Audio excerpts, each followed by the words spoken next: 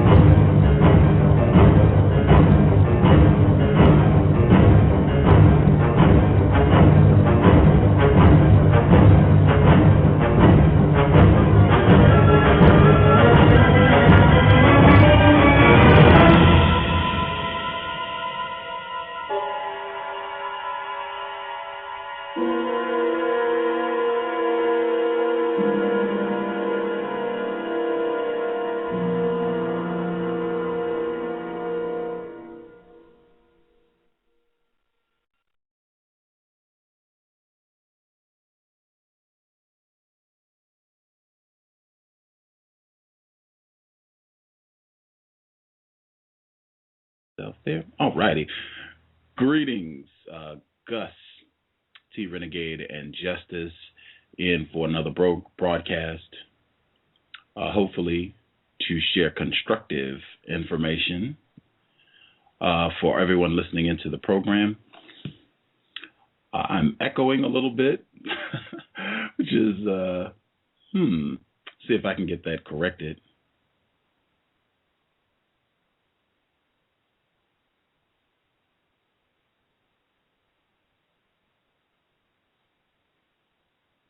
All right. I should be good. People should be able to hear me all the way around now, I think. Hopefully. We'll see as we get into the program. I'll try one more time. Third time should be the charm. Thank you, everybody, for tuning in. Gus T Renegade.Is, the cows. Hopefully you'll be getting constructive information that you can use. We do not want people wasting time. We have way too many problems, way too much work to do to be wasting time. So if you are not getting helpful information from this program, please check out somebody else's program, start your own, anything. We just don't want people wasting time. This particular broadcast, I believe, testament to being persistent. We were supposed to have our guest on way back, and things just kept coming up. Things are coming up on my end, and we just kept having to postpone and reschedule. But stick-to-itiveness, being persistent paid off. We're finally able to make it happen. Our guest joining us live from the United Kingdom. He has been doing work for human rights and democracy since 1967. He is a member of the queer human rights group Outrage and the left wing of the Green Party. Our guest for today's broadcast, also the Green Party's spokesperson on human rights. You can read a lot more information about cases he's currently involved in England, court case dealing with gay rights, sexual rights, human rights. We're going to talk about that case today. His website, it is linked in the description for this program, PeterTatchell.net, PeterTatchell.net. Our guest for today's broadcast, and this will be Wednesday, December 29th, 2010, Mr. Peter Tatchell. Mr. Tatchell, are you with us? Good evening. Well, it's evening here. It's I guess it's daytime where you are. Yes, sir. So good to hear from you. Really a pleasure to have you on the program. Always great to have folks from different spots on the globe to come in and share information. Thank you so much for sharing a little bit of your, I guess for you, Wednesday evening with us. If you could tell our listeners who might not be familiar with your work, maybe they haven't read your material yet, if you could tell them a little bit about yourself, the work that you do. Well, I am, of course, just one of many millions of people around the world who are campaigning for democracy, social justice, and human rights. My own work, as you said, stretches back over 4 decades. I was born and grew up in Melbourne, Australia, and came to London in 1971 at the age of 19 because I refused to fight in the war in Vietnam. Australia was fighting alongside the United States in Vietnam. I regarded it as an unjust, immoral war, and so I wasn't prepared to even register for the draft. So I skipped the country, otherwise I would have faced 2 years in prison. And a temporary stay in Britain became permanent. I fell in love here, got a good job.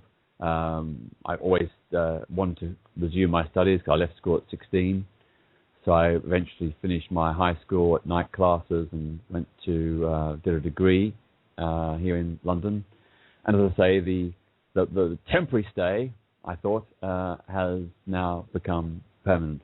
And I work on a very wide range of issues, not just LGBT issues, but also supporting democracy activists in countries like Zimbabwe, Sudan, Russia, Iran, and many, many other places around the world.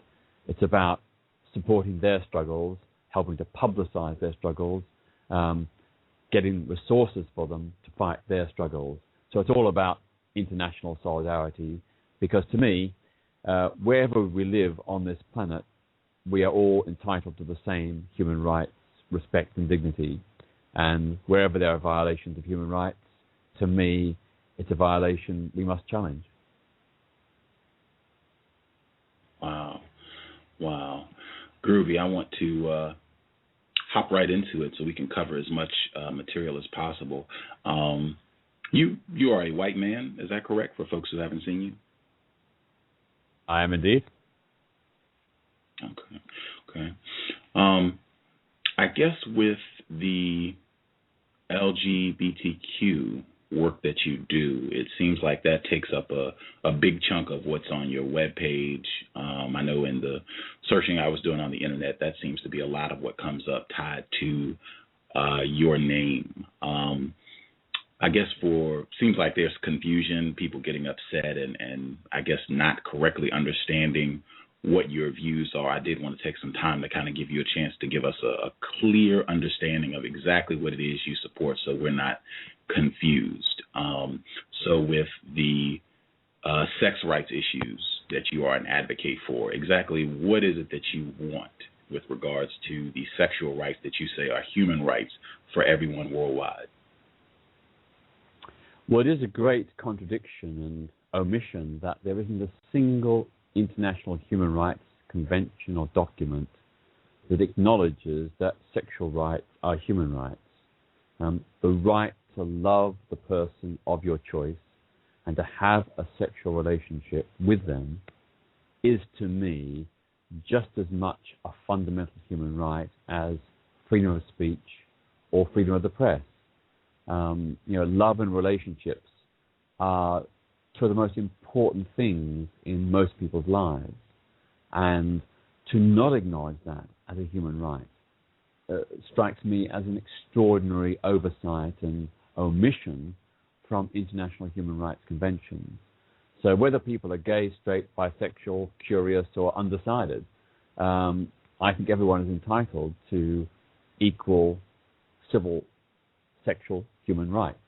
And that means the right to have a love relationship or a sexual relationship or both with the person of their choice.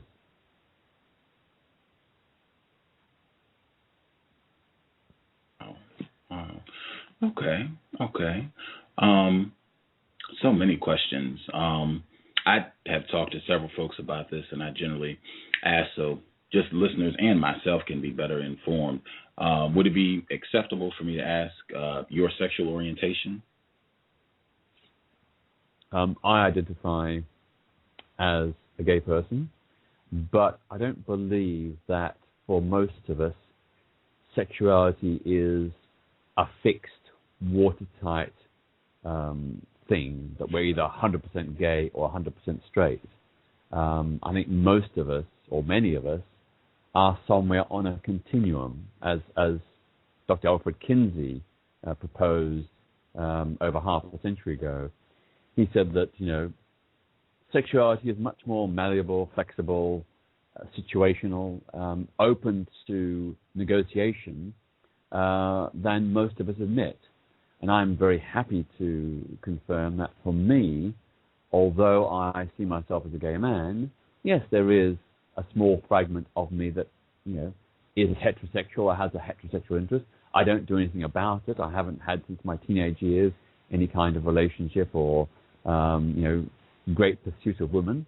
But I'm happy to acknowledge that aspect of my being. And I think that acknowledgement is very, very important if we are to break out of the polar opposites of gay and straight. I think we need to acknowledge that human sexuality is very diverse, very flexible. It doesn't mean everybody's going to do anything about it, but, there, somewhere in our psyches, most of us have elements of both same-sex and opposite-sex desire, attraction, and emotions. And, my battle for sexual human rights is to enable everyone to explore and express those feelings without shame, guilt, prejudice, or discrimination.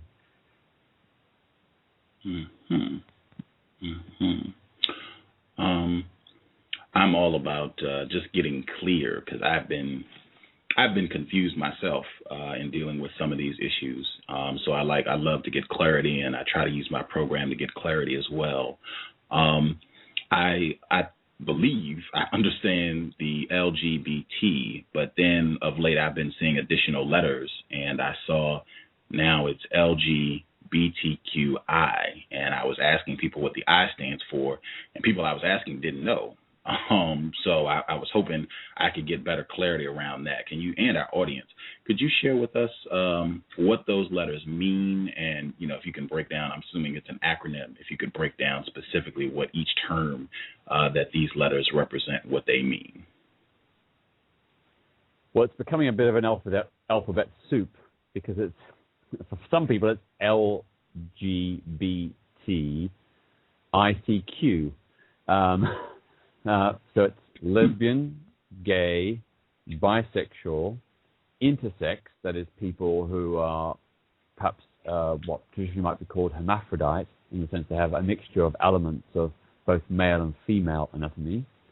Then the Q is queer, and the C is curious. People who perhaps, may define themselves one way or the other, but, that they're curious and interested and maybe open to the possibility of same-sex, emotional, or sexual involvement. I just stick to LGBT or queer as a simple word to embrace everything. But some people prefer just lesbian and gay, some just lesbian, gay, and bisexual, and so on and so on. But to me, it's important to acknowledge everyone, and of course the T stands for trans or transgender. That is, people who have been born in one gender but transitioned to the other. i.e. they've perhaps been born female but feel themselves psychologically, emotionally, and sexually male, and therefore transition to a male role either through dress or dress plus surgical gender reassignment. Oh, okay. In a lot of people that I've talked to on this subject matter, something that has come up consistently, we even had a program with some young males. They had a big article in the States anyway. I don't know. Maybe it didn't get to you all's part of the world, but it was a pretty big article in a music magazine about this group of college males, and they were gay, and I believe some of the males, not all, but they would wear female clothing and things of that nature. And it just talked about, their situation on the campus and, them feeling they were being mistreated by some people, even the folks at the college trying to restrict how they dressed and conducted themselves. And when they were on the program, they spoke with us, great program. One of them seemed to hint that there was some history of sexual abuse. What would your response be to people who say a lot of the people who have sexual identity issues, who are participating in homosexual activity, that a lot of them, there's a connection to some sort of molestation or sexual abuse? How would you respond to that? Well, I don't think the evidence supports that. The evidence and research shows that homosexuality and indeed heterosexuality both come about through a combination of genetic predispositions, hormonal influences in the womb during a mother's pregnancy, and cultural influences, mores, and so on. I think the evidence would suggest that a lot more people would have, or at least experiment with same-sex relations, if they lived in a more tolerant society. And we see that in the United States and in Britain, where in recent years, where public attitudes have become more accepting, the evidence does suggest that more young men and women are experimenting with same-sex relations. There's been a survey out just recently in Britain which showed that among male university students, a majority of them now feel quite relaxed about kissing on the lips other male students as a sign of comradeship and affection. And these are not gay students. These are straight male students who just feel that a kiss on the lips is an expression of affection, comradeship, exuberance, is fine. It's okay. It doesn't denote homosexuality. It just denotes, strong bonds and friendship. We also know that in the United States and in Britain, the reported numbers of men and women who have had some kind of same-sex experience has increased in the last 10 years, apparently coinciding with more liberal, open attitudes in our society. We also know that those who identify as lesbian, gay, bisexual, or transgender tend nowadays to come out at a much earlier age. They feel able and more safe to come out and to accept their sexuality. So in Britain, for example, the average age of coming out for a gay or lesbian person or a bisexual person is now down to about 13, 14, or 15 because people feel more comfortable with their sexuality. They feel under less pressure to hide it. Their parents are more accepting.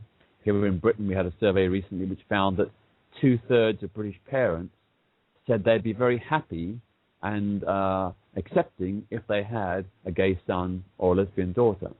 That's a huge, huge change from attitudes just 10 years ago, let alone 20 or 30 years ago.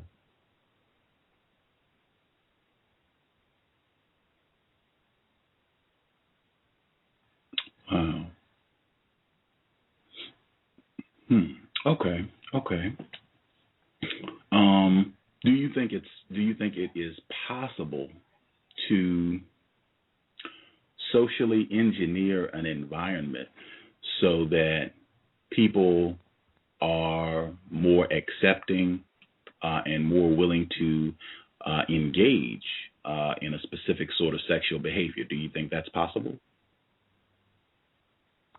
Well, as I said, the evidence of recent years from the United States and Britain is that as public attitudes become more liberal and accepting of gay people, more people in the population feel able to explore, experiment, and express same-sex desires. Now, they may not turn out to be gay or identify as gay. They may, have a same-sex relationship and then decide it's not for them. But what's great is that we're moving to a kind of society where people feel able to explore that dimension to themselves. They don't feel inhibited. They feel it's cool. And that, to me, is a good thing because I want to live in a society where people be free to express their sexuality and their emotions, where they don't feel pushed or pressured to conform to a particular idea of what it means to be a man or a particular way of acting because you're a woman. I think, all of us, as I said, have the potential for both same-sex and opposite-sex attraction, desire, emotions, and feelings. We potentially have that. I'm not saying we all do have it, but we all have that potential. And certainly we may not express it, but it's there. I mean, I haven't expressed my heterosexual desires for over 40 years, but, I know there's a fragment of me. Sometimes I see a woman in the street, or I meet her through my work or whatever, and I think to myself, she's a very attractive woman, mentally, emotionally, psychologically, physically. Yeah, I can see the attraction now. I think to myself, if I was straight, I could imagine myself wanting to date this woman. Now, I'm not afraid of those feelings. To me, I'm not betraying the gay cause by having those feelings. That's the kind of society I want to achieve, where everybody can be free to have that kind of reaction to both opposite sex and same-sex feelings and desires. The Cows, Gus T Renegade, our guest, live from the United Kingdom, Mr. Peter Tatchell. Please visit his website, petertatchell.net. Your response, and I would have to say just the work that you do, the way you use your time and energy, to me suggests that you do think you can change the environment so that it is more conducive to changing the way people feel about things and changing the behavior of people with regards to sex. The statistics you cited, people are more, I guess, they're coming out sooner. Those are the terms you use. They're revealing that they are gay, homosexual at a younger age. It's seeming parents are more accepting of having a child who's gay in your area of the world. It seems as though you can change the way people think and behave with regards to sex if you change the environment, change the way they think about it. You mentioned the Kinsey Report. Mr. Alfred Kinsey, I believe he also wrote the book Sexual Behavior in the Human Male. I think he also wrote Sexual Behavior in the Human Female. Very influential work, 1940s, 1950s. What are your views on his work, and has his research, his legacy, has that influenced what you are doing? Well, as I said, he was a great pioneer of sexual understanding and research. He illuminated many aspects of human sexuality that had previously been hidden and unacknowledged. So he was a great revealer of the reality of sexual feelings and desires, which had long been repressed and hidden through guilt and shame. And I think, he pulled back that veneer of prejudice and sex phobia that prevented us from understanding and knowing about the full range of human sexuality and diversity. He helped create a more liberal, progressive understanding society on matters of sex and relationships. Now, of course, his research has been subjected to criticism, and I think it may be true that some of his samples were unintentionally biased or self-selected, and therefore perhaps not wholly representative of the American population at the time, in the late 40s when he did this research. But even so, the basic insights he brought about do stand true. I mean, he found that roughly about 10% of the American population in the late 1940s, 10% of the male population in particular, was likely to be gay or bisexual for at least 3 years of their adult life. He found that in his huge sample, I think of over 18,000 men, that a third had had a homosexual experience leading to orgasm. were quite, dramatic revelations.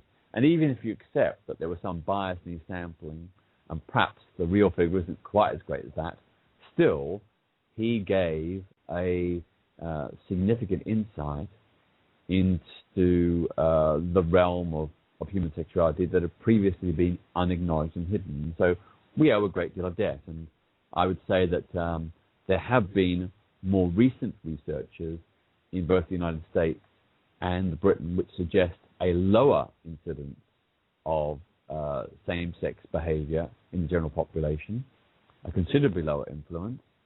But then again, the researchers have said that they regard the statistics they've come up with as being the bare minimum, and they're likely to be an underestimate because in many parts of both US and Britain, particularly in small towns and rural areas, in sort of perhaps homophobic communities, people don't feel safe to reveal their sexuality and their sexual experiences to a researcher who turns up on their doorstep and knocks on their door, particularly if their family are in the hallway behind them. So, the research is still out to some extent, but I think what we do know is that the lesbian, gay, bisexual, and transgender populations are significant minorities within all societies, not just Western societies, but all societies. And we see anthropological research in Africa, Asia, the South Pacific, Latin America, Central America. It all comes out with very similar sort of findings. Same-sex behavior has been integral to every society in every epoch. And it's also integral to all animal species that have ever been studied with any depth. So the inclination or the conclusion is that same-sex relationships are a part of nature. They're an intrinsic aspect of both human sexuality and animal sexuality.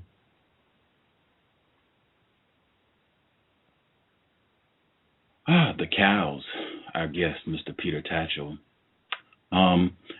Wow, I was thinking, I guess I wanted listeners to make sure you got that. He said, Mr. Tatchell said, homosexual same-sex relations, an integral part of nature and human behavior, animal behavior as well.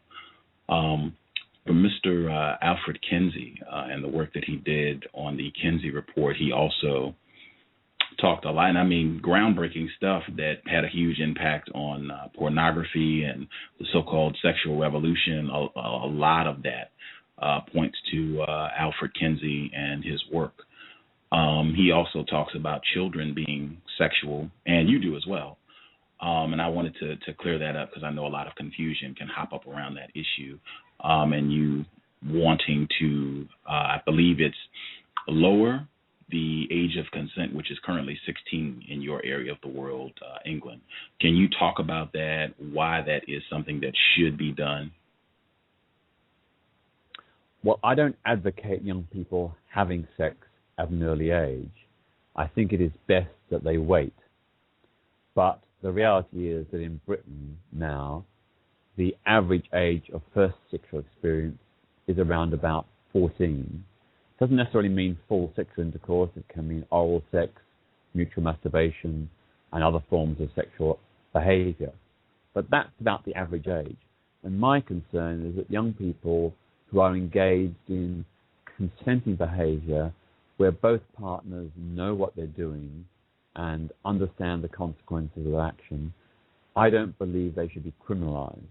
To treat them as criminals, as though they were like rapists or pedophiles, that's not fair. That's not fair at all. That's not an appropriate response. Young people do need protection, but the age of consent doesn't protect them.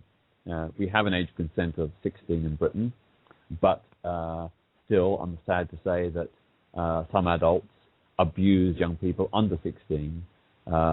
They coerce them, they pressure them, they manipulate them. So the age of consent itself is not a protection. A better protection, in my view, is earlier, improved sex education in schools to give young people the skills, the knowledge, the confidence to say no to unwanted sex and to report abusers. Because most abusers do not actually rape young people. They pressure and manipulate them. And if we give young people the skills and confidence to say no and to report abusers, that's the most effective way to tackle sex abuse. But when it comes to young people, say 2 15-year-olds, having a consenting sexual relationship where they both understand what they're doing, and if no one's been harmed and no one's complained, I don't think they should be prosecuted. They should not be treated as criminals. They should not be put on the sex offenders register.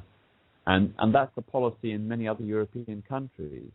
About 20 European countries have ages of consent lower than 16.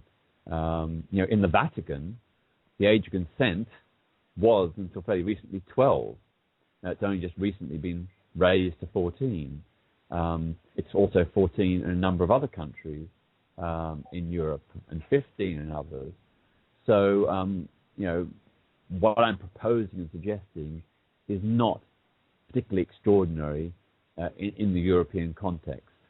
And I don't think that these other European countries would have lower ages of consent if they thought it was going to result in the abuse of young people.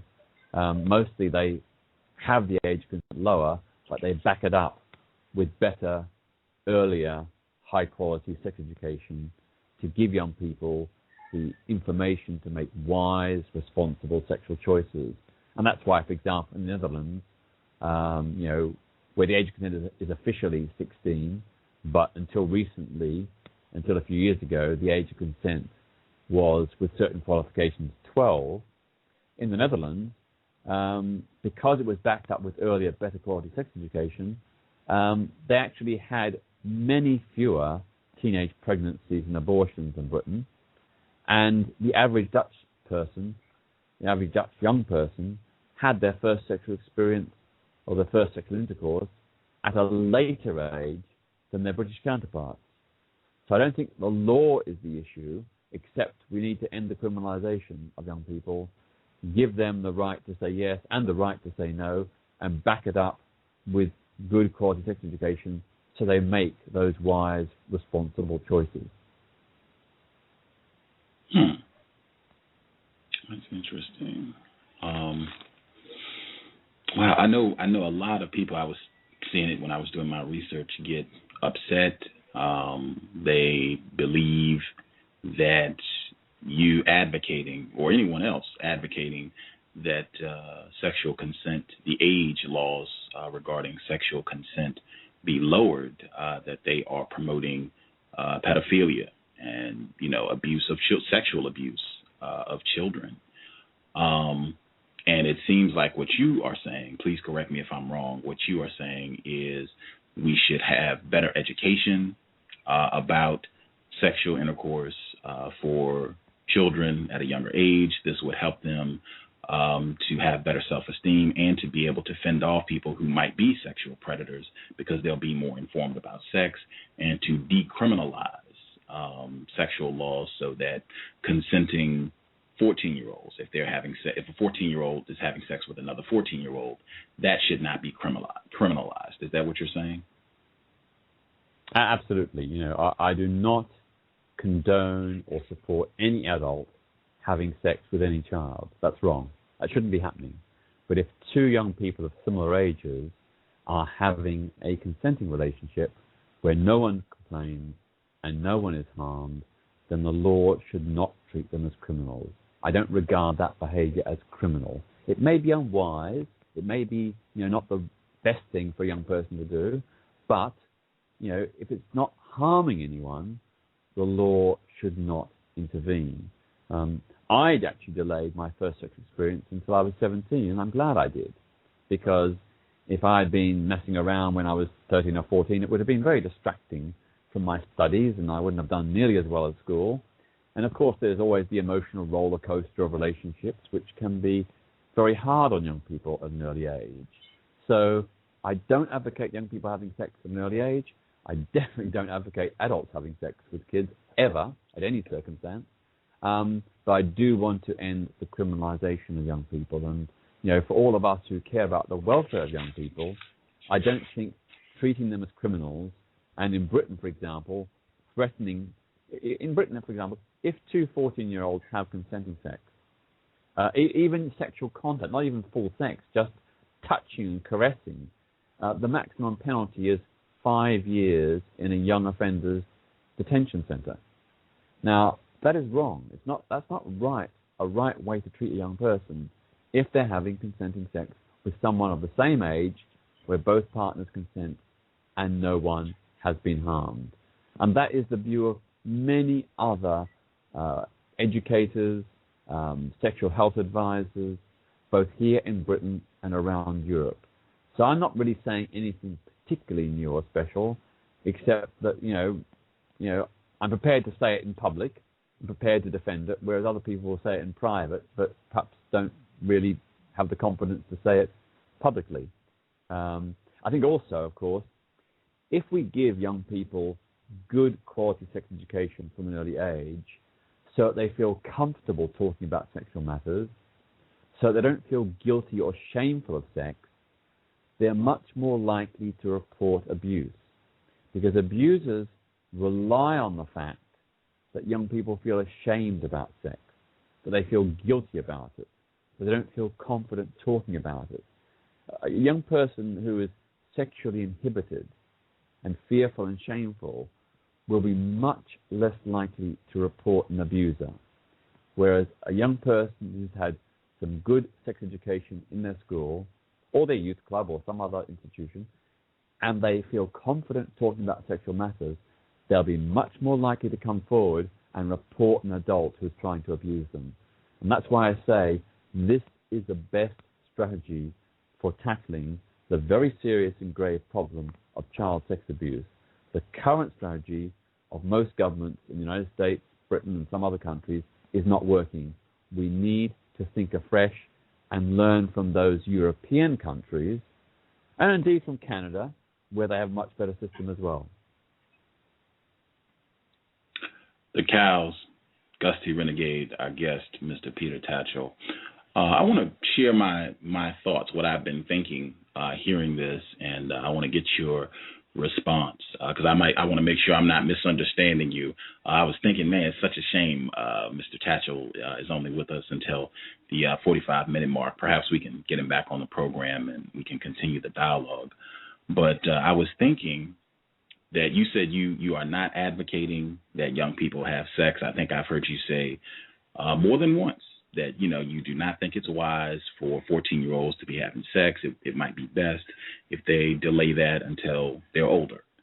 But it sounds like, to me, just logically, if I am supporting or if a person is supporting that the age laws around consensual sex, that they should be lowered, and that consenting 14-year-olds having sex with one another, that should not, lead to any sort of greater confinement, incarceration.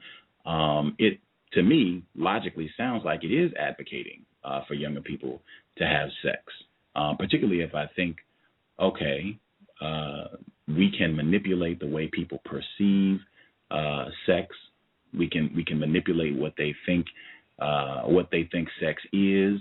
We can manipulate the way people conduct themselves sexually. We discussed that earlier in the program. If that's true, then we could just do that with 14-year-olds or younger people. We could manipulate things so that they are not engaging in sexual intercourse and are more informed. We could just do that as opposed to saying, well, let's, drop or toss out completely. Not saying that you're saying that, but, let's drop the age of consent laws.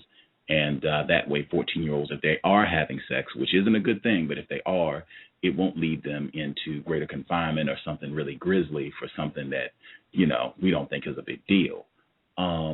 It does seem like it's advocating that. I mean, regardless of saying it's not a wise thing, it does seem like it's advocating that. And it does seem like it seems like it would open the door for sexual predators. I know the situation, I don't know if you heard about it here in the States, the gentleman, Bishop Eddie Long, he was a pastor at one of the mega churches, thousands of people, and reports came out that he's been accused of having sexual contact with several black males who were members of his church at the age of 16. And there couldn't be any charge because the laws around consensual sex have been reduced to 16. So since these people were 16 when it happened, there's no foul.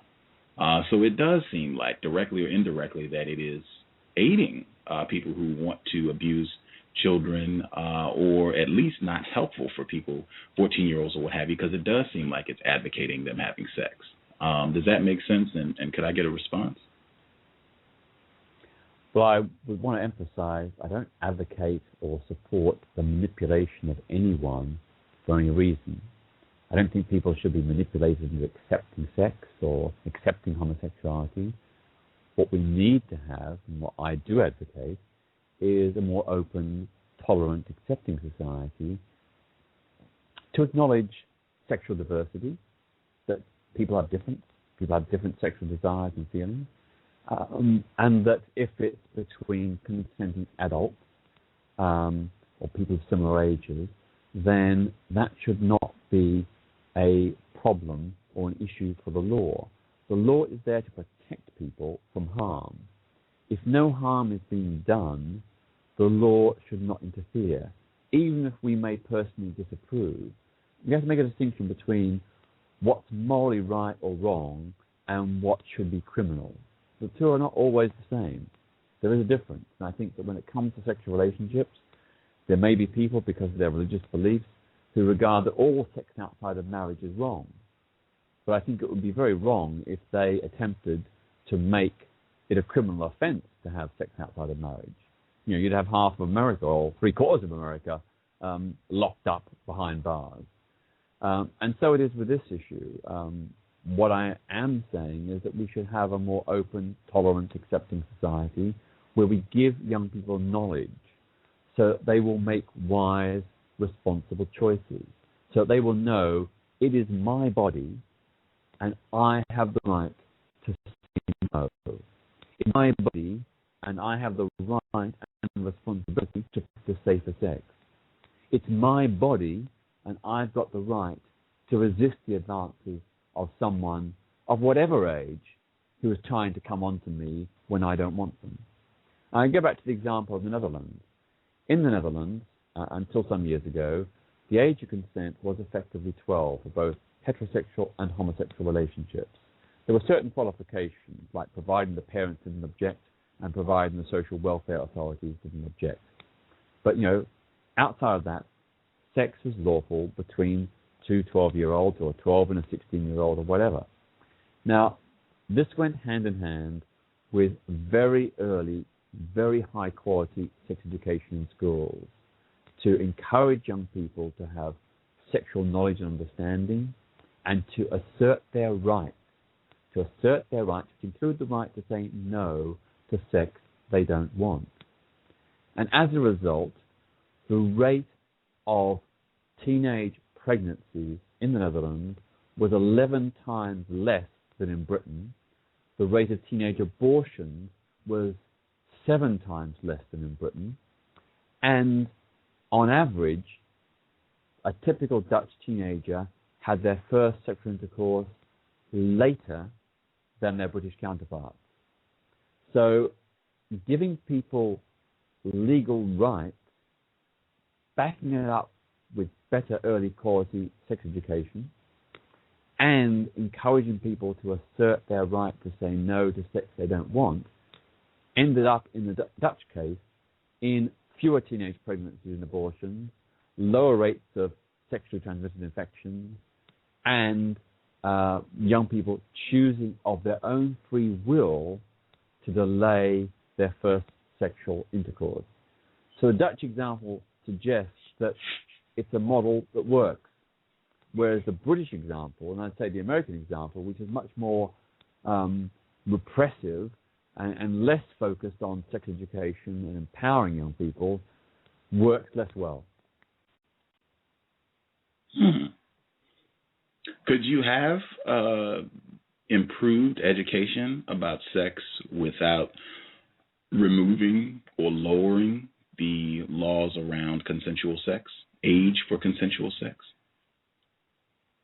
It would be possible but difficult, because in Britain, for example, many teachers and youth club workers are very reluctant to give explicit, frank sexual and emotional advice to young people under 16 because they fear they might be prosecuted by the police or sued by disgruntled parents for aiding and abetting unlawful sexual acts. And this has resulted in a number of well-known cases of teachers, for example, being threatened with prosecution for giving very explicit advice about condom use and safer sex to young people under 16. And this means that lots of teachers are afraid to give this information. I sometimes get invited to speak in schools, and I'm often told, well, we would like to give this information, but we're too scared.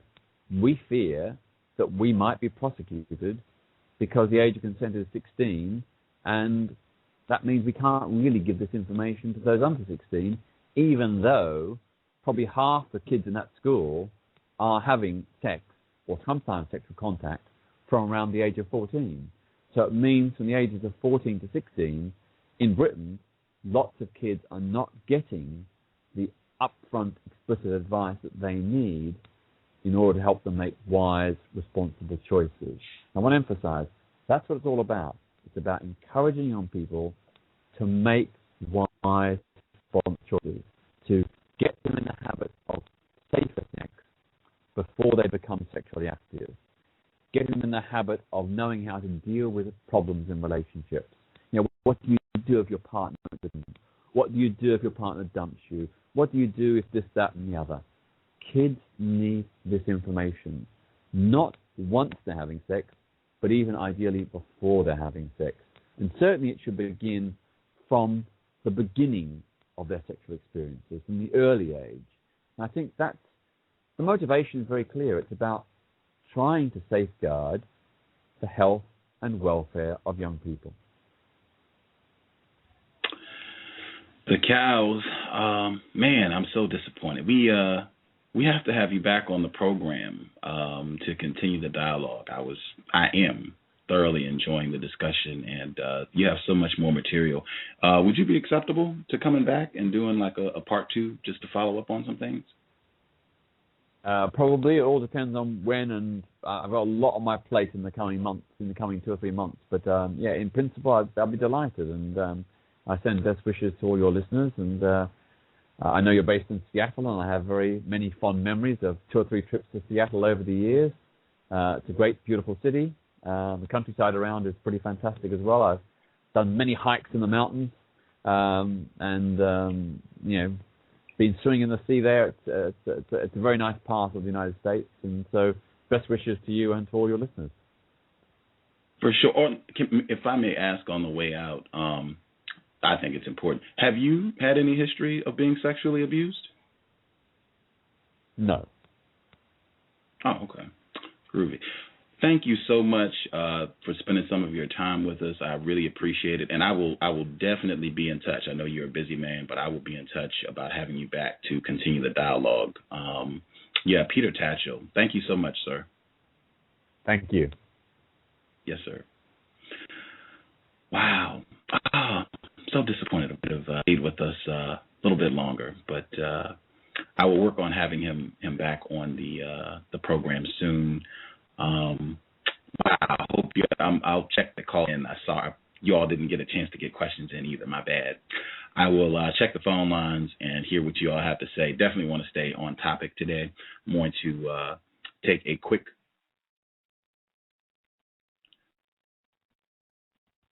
commercial break, and we will be right back. Context of white supremacy. Eager to hear what you all have to say, the folks who dialed in.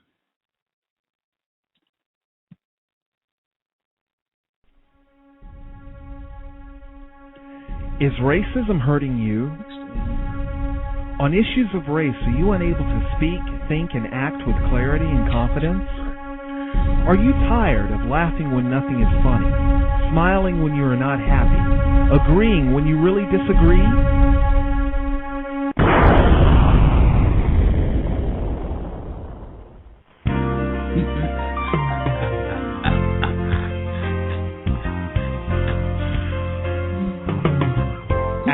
counterracism.com, you can learn specific strategies and techniques to counter the behaviors of the people who practice racism in all areas of activity, using words correctly, following counter-racist logic, even counter-racist science projects designed to reveal what racism is, how it works, and how to counter it. The open source code writing format allows you to pick and choose from a variety of counter-racist suggestions so you can produce the code that works for you. Stop by counterracism.com today and help replace racism with justice. That's counter-racism.com. Man, oh man, context of white supremacy. I'm going to take back of the bus's advice on this one. Shut up. I can laugh if I want to. Don't tell me not to laugh. This is my show. I can snicker if I want to. And I'm going to tell you what I've been laughing at. Man, the context of white supremacy, I'm going to take back of the bus's advice. He had said before, when you have white guests on the program, you should take time to explain their confusion from time to time. Like you should give your opinion on what they shared. You know, if they tried to be slick or what have you. You know, you should take that time to kind of do that. Plus, it would give folks an opportunity to hear directly from Gus. And I was like, yeah, I thought it sounded good at the time, but, for whatever reason, I didn't take him up on. It seemed like we didn't have time. I try to suck everything I can out of the guests while they're here. So I guess that's why. At any rate, I will do it this time. Mr. Tatchell, man, oh man, we have got to get him back for part 2. I don't care if everybody listening said, this is whack, I don't want to hear this guy. He would be back if it was just me and him. I'm looking at Tater Pie's blog right now, and she has Tater Pie's notes. It is a pattern for white people to first do incorrect behaviors and then get us to do it. I'll say that one more time. She says it is a pattern for white people to first do incorrect behaviors and then get us to do it. I believe the term Dr. Judith Reisman used was socially engineered deviance. White people excel at engineering deviance worldwide, particularly sexual deviance. Man, there were so many things he said. He said, in the European context, this is normal. This happened. All kinds of sex between a 12-year-old and a 16-year-old, homosexuality, all this stuff. This is normal in the European context. He said that. 12 or 16, he said that on the program. And I mean, I'm listening, just little things he would say, like when he talked about being invited to schools to speak, I was like, oh my Lord, that would be a nightmare. I could not imagine having my daughter or my son in school to hear this guy. Like, man, I mean, that would be the counter-racist test. Like, you send, your child off and they have to deal with someone like Peter Tatchell, a white person like that, who's telling them information. Because, and this is the thing, I think I was speaking with Nan Mightywick and talking about deception. If you are going to practice deception, you have got to do a good job of weaving in truth. To be a good deceiver, you can't just be dumping a whole lot of lies. You really gotta sweeten it. You gotta give the person, some good stuff, to kind of get them to go along with this. And I have found some of the great deceivers, they will give you like 95% truth. Like everything they are saying will be on the money. Everything. Even when he's saying, you should have better education. You want, young people to know this is my body and I shouldn't be mistreated. That's nothing incorrect about that. That sounds great.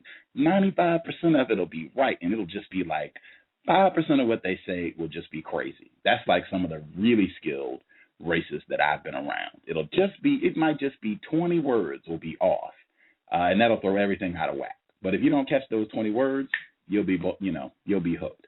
With this, I'm not saying this guy, 95% of what he was saying was on point. I would say maybe in the 30-ish range.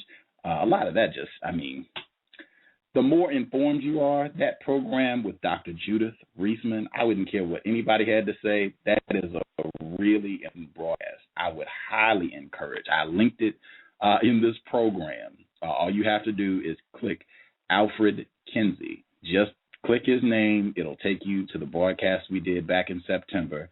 That is an extremely important program.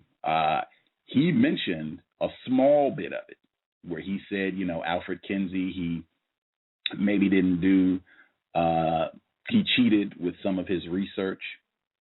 He lied, he made up statistics or what have you. That's true. But the thing he didn't talk about, Alfred Kinsey is a pedophile. He was doing tests on children, like hundreds of children. They were sexually assaulting young children to see how long it would take them to reach orgasm. And I mean, not young children 6, like young children 2, 1. Alfred Kinsey. That program is real important. I did not know any of that information. I don't even remember the chain of information that led me to wanting to do a program. Oh, yes, I do. It was Henry Macko. If you go way back in the archives, those are 2 great programs to listen to after you've heard this. Go back and dig for Henry Macko. That's April 2010, and Dr. Judith Reisman. That is from September 2010. And they talk about everything he just laid out. All of this, pushing this homosexual behavior, this homosexual deviance, pushing sexualization of children. He talked about, that I was listening to him like this. Man, this makes no sense at all. That's why I was giggling during the commercial. Like, how are you going to tell me I do not advocate for 14-year-olds having sex, but I'm advocating that around the age for consensual sex be lowered? You are advocating. Directly, indirectly, it's no two ways about it. You are advocating for by decriminalizing it and by removing those laws. You are. It makes it much easier. Think about it this way. Eddie Long, we all should have something we can connect this to now. If, let's say, they are not, be very clear about it, the laws for sexual consent in the state of Georgia is not at 18, it's 16. But let's just say it was at 18, right? If it was, Bishop Eddie Long could have been charged. It wouldn't be, maybe this is going to go to civil court, maybe he'll pay some money. It would be Eddie Long is in jail. It wouldn't be, maybe he'll still be pastor, maybe he won't. Eddie Long would be in jail. I think that would be correct. He should be in jail. I guess it depends on how you feel about that situation. But if the laws were 18, he would be in jail, and you would have Peter Tatchell saying, this is incorrect. We shouldn't be criminalizing young people. They're sexual beings. They have sexual rights, part of their human rights. Let's reduce the age of consent laws, okay? Think about it that way. If the laws were at 18, Eddie Long would be in jail, and you would have a white person like Peter Tatchell saying these laws should be lowered or removed. Do you think that would be constructive? Do you think that would help protect children? Now, he gave that information about, was it the Netherlands, I believe? He gave the information about Holland. I might be remembering incorrect country, but he gave information about an area that is populated by mostly white people, I believe, and saying that them reducing the laws for age of consent to 12, that was really helpful, and it's done wonders. The children are not having a lot of sex at a young age and all this. That's what he said. That might be true. I don't know. Even if it is true, all I would have to do is look at the logic before me. Do I think it would be constructive to have these laws around age of the reduced? No, I do not see how that would be a benefit at all. You could teach all the values that he wanted, that he talked about, so that children can stand up for themselves and not be abused and not let others take advantage of their body? Absolutely. Do we have to reduce the laws for age of consent to do that? Absolutely not. Absolutely not. Yeah, Peter, I mean, this guy is I mean, that says a lot. I mean, from that, even if everything else he said made sense, which it didn't, but even if everything else he said made sense, just the fact anyone who would endorse, promote the work of Alfred Kinsey, that's all you need to know about that person. This person is promoting sexual deviance. That's all you need to know. Whatever this person is talking about, I don't want any of it. I wouldn't care if they were giving it away. Run, be scared. But that's the counter-racist test. That's what I mean. Like, if we're talking about, understanding racism, white supremacy, and with your offspring, because this guy's probably going to be popping up in your schools. He said that. He's invited to schools. It'll probably be people like this. I've heard people say, the crazy types of literature that they've seen that young children have access to, and it's being pushed in schools promoting, homosexuality and all the sexual deviance, not to mention sexual intercourse between white people and non-white people. You got to train your children to be able to deal with this so that they will recognize the foolishness, expect it. I think that's a big part of it, that they will expect the foolishness, and then they'll know how to deal with it. That's got to be a big part of your job, an integral part of your job as a parent if you are countering racism. Are your children prepared to deal with Peter Tatchell?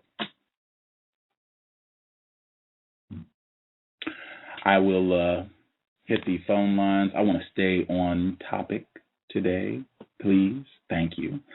I'm first going to make sure that man, oh man.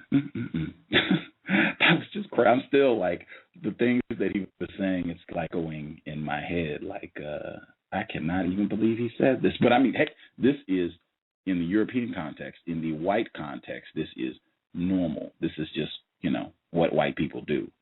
But I hope people are understanding, in my view, and I think all the folks who are saying it, Irritated Genie, Homeland Security employee, Dr. Baruti, all the folks who are saying it, this pushing this homosexual agenda, man, that is a major part of the racist agenda. Mr. Fuller, Back of the Bus said that a long time ago. He said he felt like the more refined racists were really overt in pushing so-called homosexual activity. So really be mindful. And again, I cannot overemphasize the children. If you have non-white offspring, a principal part of your duties as a parent, really a principal part of your duties as a counter-racist, period, whether you have children or not, is to inform non-white children, prepare them to deal with the Peter Tatchells. In my opinion, if you want to cut off sexual abuse, inform non-white children about white people like Peter Tatchell. That would be a fantastic step towards decreasing sexual abuse of non-white people, not removing or lowering the laws around age of consent, but informing them about racism, white supremacy, and their agenda for sexual deviance from people like Peter Tatchell. That's what you should do. That's got to be one of our primary objectives, informing non-white children about that, making sure they can deal with it in any form it's brought to them. Primary, because this stuff is coming out like, whoa. Okay, I will hit the phone lines if you want to call in. The number is 347-215-6071. Again, 347-215-6071. Justice should have been on this show. I was realizing the contradiction there. Yeah, she should. She doesn't like those shows, but I'll say something about that. She doesn't like the icky subject matter, but I think that's important because it is coming. It is coming down the pike. I mean, it is something that will have to be dealt with. At any rate, her email address, justice.asap at yahoo.com. Again, justice.asap at yahoo.com, and the blog spot, Just Do Justice Today. .blogspot.com. Again, it's Just Do Justice Today. .blogspot.com. It's linked on the show page. The person who called in 5132, your line is open. Hello, Gus. This is Mr. Hill. How you doing today? I'm well, Mr. Hill. I've been catching so much of the racism in sports. I'm going to try and do a program on that soon. The thing with Mr. Pryor at Ohio State and Donovan McNabb, like, it's been tons. Anyway, I want to stay on topic. Good to hear from you, sir. Good to hear from you. I wanted to ask you a question. My question, I want to pose this. As a counter-racist person that you are, when do you discuss sexuality with your child when it comes to non-white people in relationships in a white supremacy world?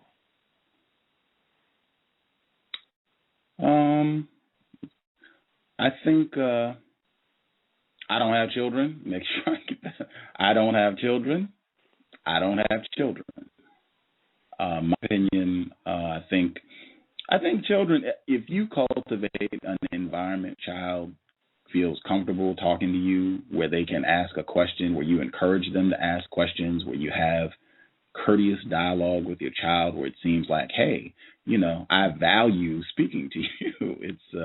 This is important to me. I want to talk to you, and this is something that I want to do on an everyday basis. If you can cultivate that, your child will pretty much let you know what tater pie as soon as they can understand it. I think they'll make it known, when they have questions about all that. And the best thing you can do is to be honest with them. I think Jeremiah Kamara, that was a big part of what he said, and what is a big part of the offense for me about Christmas and all this other stuff is, and racism, white supremacy, not lying to our children. I think when they have questions about that, don't lie to them. Don't, if you're uncomfortable talking about it or what have you, don't penalize them for it, and don't lie to them because you're uncomfortable talking about something. Be honest with them and get comfortable being honest with your children. That what I said with the cows, we got to get comfortable being uncomfortable. Just answer their questions and tell them the truth. I think they'll make it known when they want to get more information about sex and dating, and just tell them the truth. Because if you don't, Peter Tatchell is probably going to be waiting for them at the elementary school doors, it seems like. Yeah, it seems like one other question. I have a statement. This also reminds me of the chapter in Dr. Preston's book, The Isolation, the Feminization of the Black Male, where, if you think about it, if you lower the age, you would have more sexual predators. And I'm assuming that if you lower the age, there'd be more sexual predators towards non-white male children, and by advances by white men or females, especially females in my particular point, especially in the higher schools and the middle schools. I think the sexual white assault would be on if they lowered it even more, especially for white females.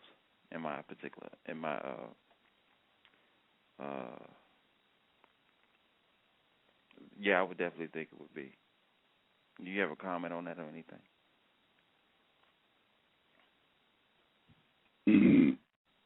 May I ask a question? Yes.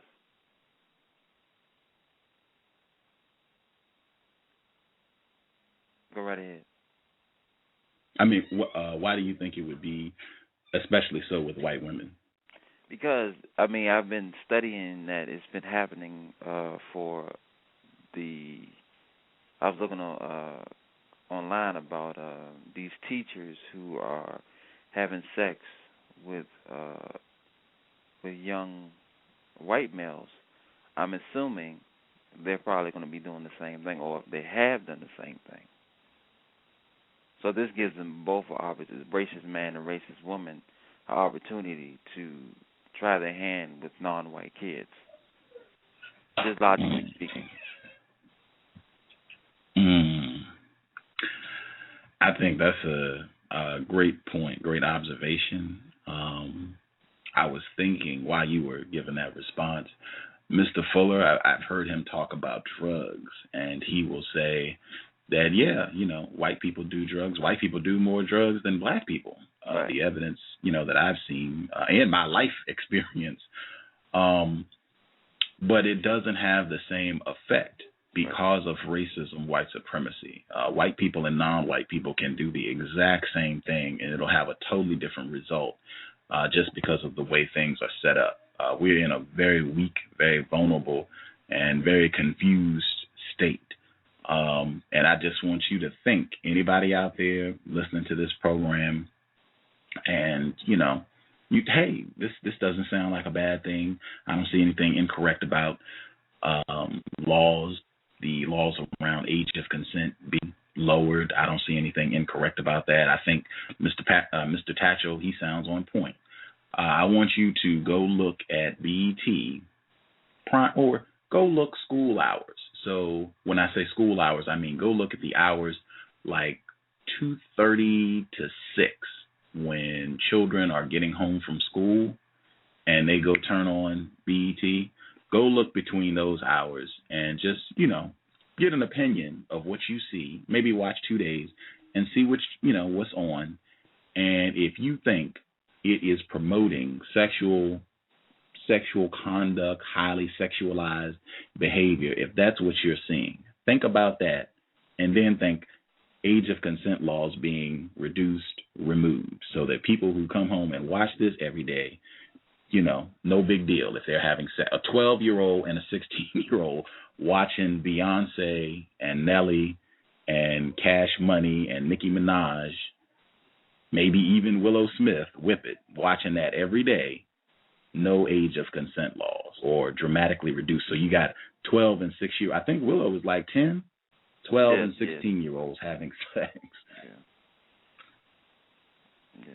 But that excellent point about the just giving younger racists an opportunity to be molesters at an earlier age. I think that's a very excellent point, and the gravity of that should not be missed.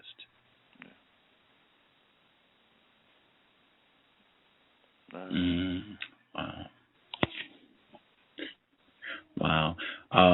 There's somebody else with a hand up. I'll leave your line open so you can pop in if you have a question or whatever. I'm going to get the person who called in with a hand up. If you called from a block number with a hand up, your line is open. Hey, Gus. Good afternoon to you and to the other callers out there. Can you hear me? Good afternoon. Yes, ma'am. Good afternoon. Good to hear from you. Yes. When I didn't get to hear the entire broadcast because I was a bit nauseated and a bit disgusted. So I'm glad that you had to laugh it off in order to keep from perhaps saying a few things that might have cut the interview even shorter. But it just puts me in mind because I was just reading on the news where it showed that Elton John was allowed to adopt earlier this week. So now these are the things that we are seeing because we're seeing more and more of these lesbian gay unions that these people are given license to adopt children. And most of them always go and always choose children who are black or other non-white children to bring up and indoctrinate them into this lifestyle because now I'm seeing more and more prevalent with Asians. Well, Arabs have always been a bit on that side anyway, involved in sadomasochistic type actions. But I'm seeing more and more people who we would thought were not involved in this lifestyle. We are seeing them more and more coming out in the open and displaying this homosexual, lesbian, gay lifestyle. And that is why I have always been against these people being allowed to adopt children. But they would prefer to give a gay person the opportunity to adopt rather than give it to a single black female or black male.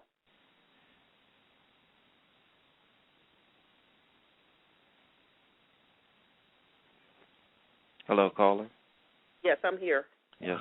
I think what I read is they had a surrogate mother, and I think one of the partners, Elton John or the partner, Sperm was used. Yeah.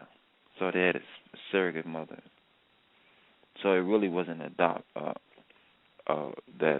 person. Wouldn't they still have to formally adopt the child because he's involved in this union with his partner? They would still have to adopt the child from the mother, even though because the father was not married to the mother. Wouldn't they still have to go to the legal process?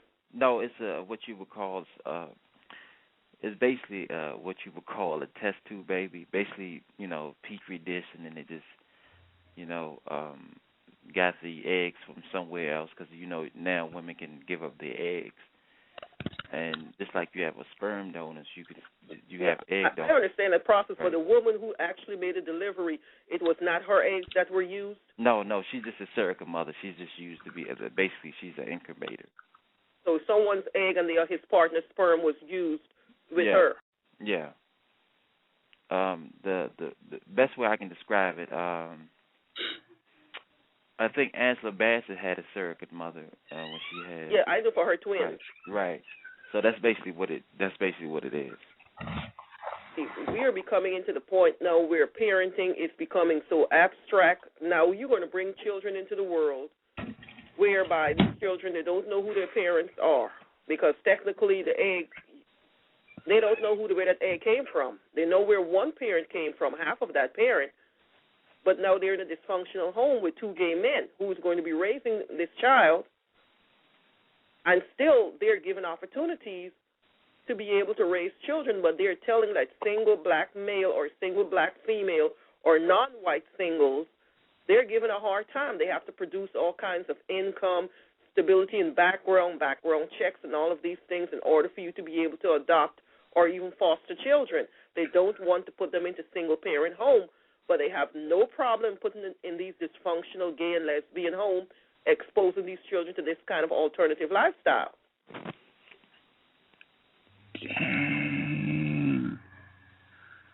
I'm sorry. Jeez. White supremacy is terrible. I'll share what I saw later. I'll stay on topic. Sorry. I was gonna ask a question about the race of the people involved, but I think I got it with regards to the Elton John situation. But I think it's like. I'm saying I figured you would. So. Yeah, I think the caller is accurate when she was saying it's like trying to confuse and skew everything. What a parent is, what a mother is, what a father is, what a male is, what a female is. He said that. He said we're all on a continuum in terms of being attracted to males and females. I've heard that before. I've heard black people say that to me. I've heard black people who complain about racism who say that. And she was, the person who was saying to me, she was gay, so-called gay. Man. People parrot and they repeat things over and over again without thinking, as Neely Fuller says. We just repeat things. We don't think about it. It's the same with this colorblind nonsense that you hear a lot of black people are pushing, because it started with the white people who start pushing this colorblind foolishness in order for them to push their white supremacist idea. Black people pick up on it because they get a perceived advantage in the job place, maybe dating and sleeping with white women and white men. And now they start pushing it to the rest of us to try and get us to see that there is no color involved, that whatever we think is happening to us is nonsense. Also, the most important thing that I truly liked in the program is that Gus asked which more non-white people would. What is your definition of the terms? Like every day is some new term about lesbian or gay or and you asked it. I always wondered what was the I about. And I was like, I'm glad he asked the question, because when you go through the alphabet soup, as he called it, it's always something new. Bi-Queers. And so I was happy that you asked him that, because I was like, what the hell is the I? So That was from the White Privilege Conference. The black female who was at the conference, she worked there, and I was trying to figure out what the I is, myself and Non-Mighty Wick, and he said, I believe she gave the word, but she didn't know what it meant. And I was like, but you work here. She was like, yeah, it's confusing. It's like, yeah, it's confusion rife at the White Privilege Conference. The person who called in, 7147, your line is open. Did you have a question, comment? I have a question about the guest that was on the show today. Listened to what he had to say, but I couldn't quite figure out, and I heard you ask him, but I still couldn't quite figure out what exactly does he want.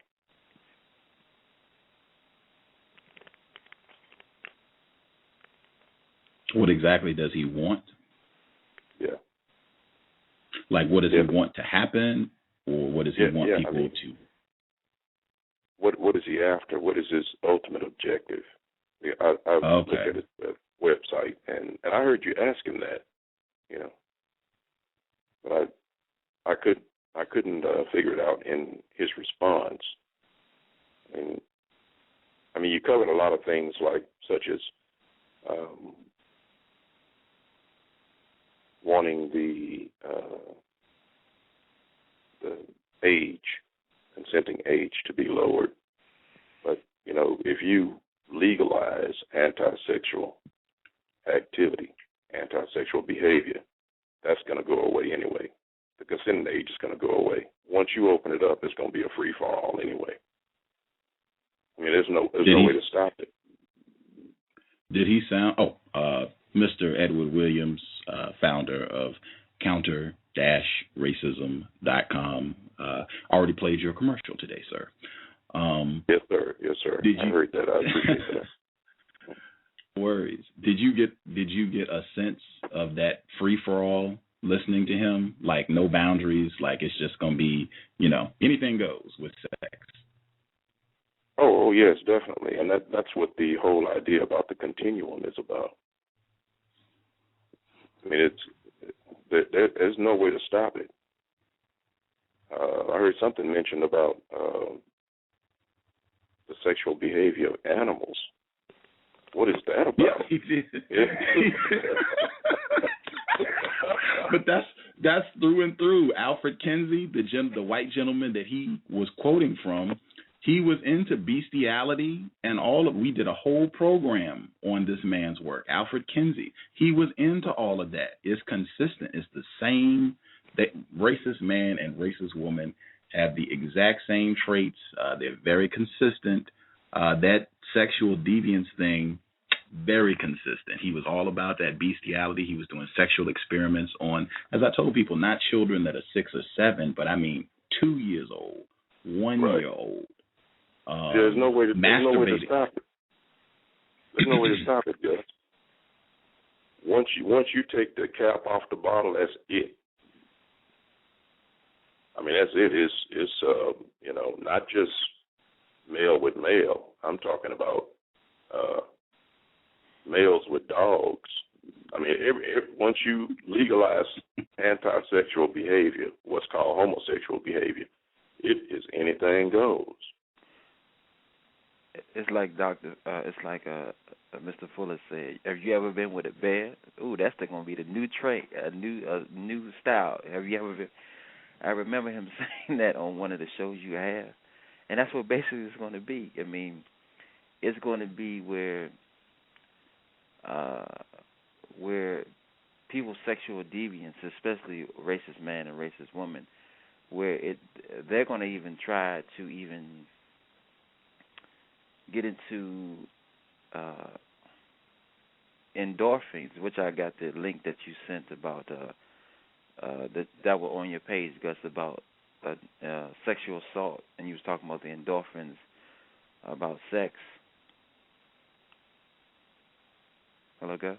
That was That was from Tater Pie. That was Tater not Pie. me. That was from Tater Pie. And I can remember a movie called I Come in Peace, and basically what the movie was about is this intellectual drug dealer who were taking people and pumping them with some type of drug and getting endorphins from the drug, taking the drug and getting endorphins.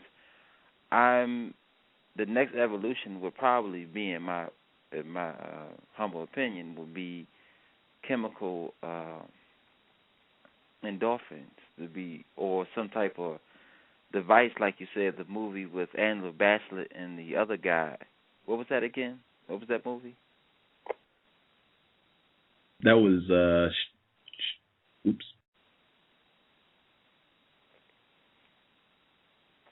Strange Days. Strange Days with Angela Bassett. So, I mean, we're now, like you said, you start to open up the floodgates of trying anything. So you get into deviation on a subatomical level as far as the body. Then you get into the mental part of it. So I think once this age thing goes down, I think the skies will be the limit. Well, it's nothing unusual for these people and their sexual deviance, because as Dr. Baruti said in one of his last broadcasts, what race of people would know the comparison between a sheep's vagina and a human vagina? That wouldn't cross any normal human being brain to think about, okay, let me compare all these animals and see which is closest to a human. Right. But these people, it's been tried before. So that means they've went through the animal kingdom to know which one is closest to the human. It's all been tried before, right, in that part of the world. Right. And most of your sorry, sir, I mean to cut you off. Go right ahead. Well, I wanted to, if I could, get an answer to the question of what it is. What is it that he's asking for? What is he trying to accomplish with the use of his time and energy? Because the age falling, I mean, once they legalize anti-sexual behavior, the age is going to fall. It's going to go away completely. I mean, that's not going to be anything to keep it from going away. Well, no, you're right about that. So I don't think with the military signing, repealing the Don't Ask, Don't Tell, what these people are getting to is going to get to the point where they can walk on the street and snatch a child up, have sex with them, and keep on moving.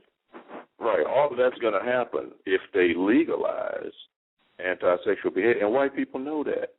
That's the reason why the definition of marriage is still man and woman. They understand what's going to happen. So they're keeping reins on it. But what is Peter Tatchell after? What is he looking for? If I had the chance to ask him a question, I would ask him, he said he's after social justice. Okay, what is your definition of justice? Right. I would have given him my definition of justice and say, is that what you're after?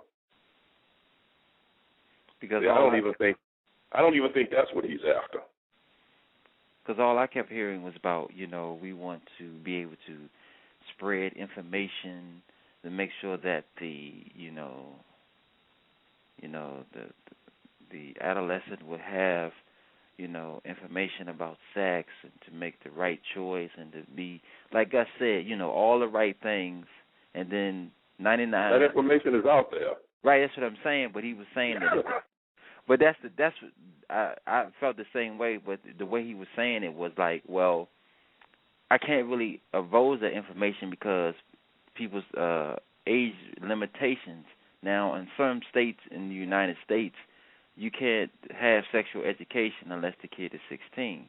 I'm assuming what he's saying is that if you lower the age, you give a child supposedly early. The more information he or she has early, they could make better choices later on. I mean, that's the only thing I could see. Okay, now, take what you just said, right, and go to his website, right, and see if he offers sex education. Nah, that is a totally contradiction. I mean, I've seen the website, so what's coming out of his mouth is one thing, and the website is saying something else. Like I would like, right. And these people are about dressing things up in order to get legislation passed. And then they have a total different agenda. It's like all politicians. They tell you something on the surface level, and if you don't dig deeper to see exactly what's going to be entailed in that bill, all the pork and whatever else they have stuffed in the bill, you would not know. You would just go by what the name of the bill says. And this is all that these people are doing. They are out here pushing their deviance on the public, and which makes me get back to what Jeannie was saying in a couple of his previous broadcasts about homosexuality. And now we can understand the aggressive nature of the white woman, because now these people, they're interested primarily in little boys or little girls or whatever for their sexual deviance, someone who cannot reproduce, who cannot have children, so they can abuse these children all they want. Because they knew, like you said, coming from the cave days where they had sex with a woman, 9 months later it produces a child, they have to feed this child, they have to take care of this child. So women were primarily used for reproductive purposes. So now we're going to find ourselves in the position, because right now they are saying that they want to have sex with males, but yet still they want to be able to reproduce. They want to have children.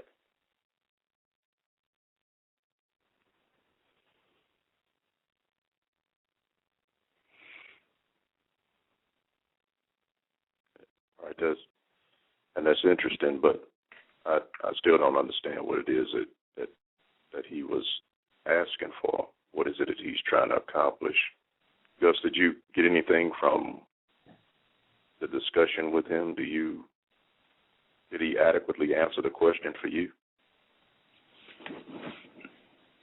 In terms of what he wants done? Yes. What he wants to happen? Yes. To the best of my understanding, from what he said, what I've read on his website, different essays, what I expected, what I think is he wants it to be no restrictions. If two males want to get married, that should be able to happen. Nobody should have a problem with that. If two 12-year-olds want to have sex, that should be okay. Nobody should go to jail behind that. That shouldn't be a problem. There should not be any restrictions around consenting people who want to engage in any sort of activity with their sex organs. That's what he wants. That's what it seems to me he wants to happen. I would not want two 12-year-olds having children, because do these 12-year-olds understand the ramification of, I'm talking from a male-female perspective of maintaining a household, paying their bills, taking care of themselves, because a parent is involved somewhere with these 12-year-olds that will still have to foot the bill for these 12-year-olds. So when you're talking about going out there and getting married and having all the children and all the sex in the world that you want, some adult somewhere is going to be responsible, have to pay the bills. Can I? Does that? Hold on one second, Mr. Williams. Does that seem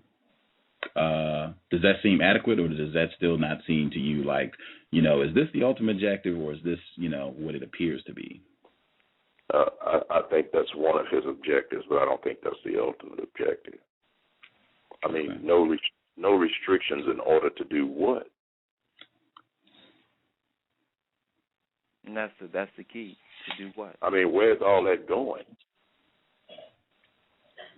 Because I'm looking at his website now, and it says age consent, and it says, I do not advocate teenagers having sex before the age of 16.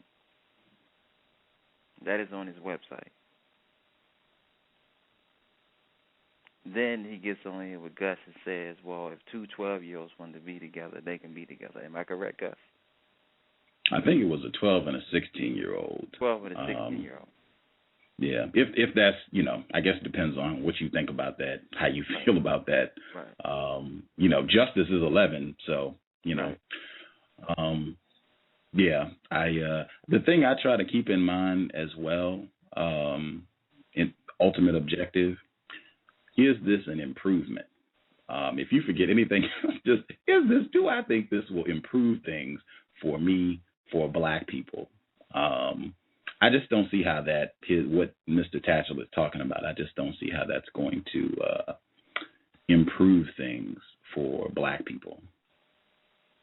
Right. I think you hit the nail on the head when you pointed out his the contradictions that he made. But and I think about that improvement as well.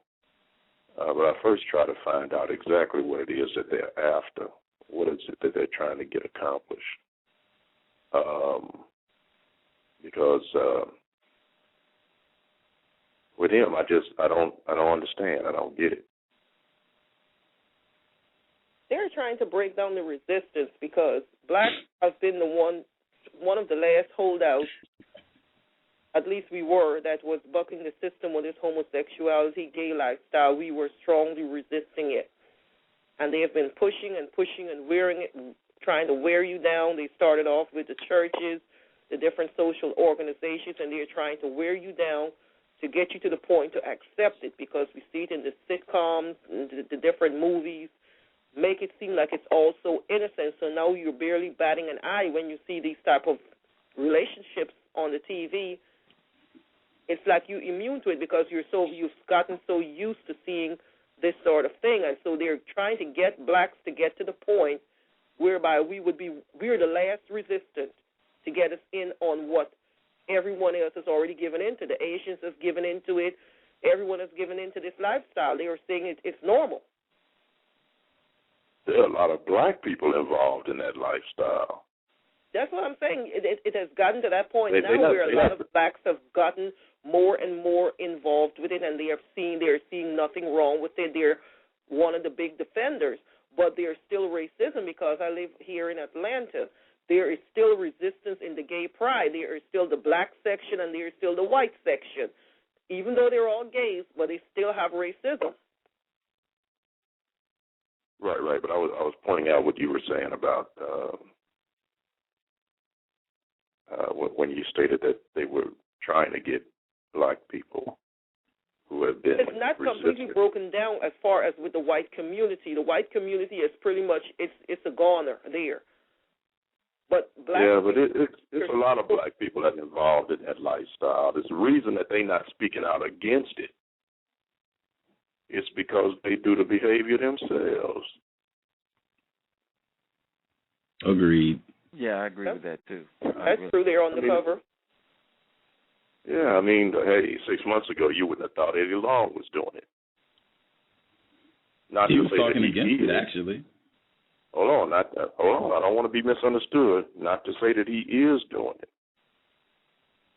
But, I mean, 6 months ago, no one would have been the wiser. Yeah, because he was one of the biggest out there against the gay lifestyle. But as people always say, the ones who always bark the loudest, you need to look and see what's going on there. It's a cover-up for what they're doing. Hold on 1 second. I want to get the other people who called in. We've done great so far with the background noise. If we could continue that, that would be good. In fact, I'm just going to put people on who have a hand up. We'll try that. That way, if you're just listening, we won't even add you to the mix. So if you want to talk, press 1, and I'll open your line up. If you don't have anything to say, you just want to listen in, no worries. So press 1. I'll bring you on right now.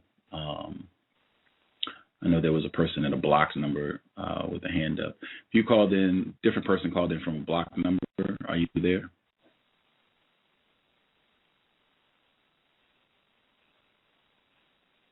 Other person that called in from a block number.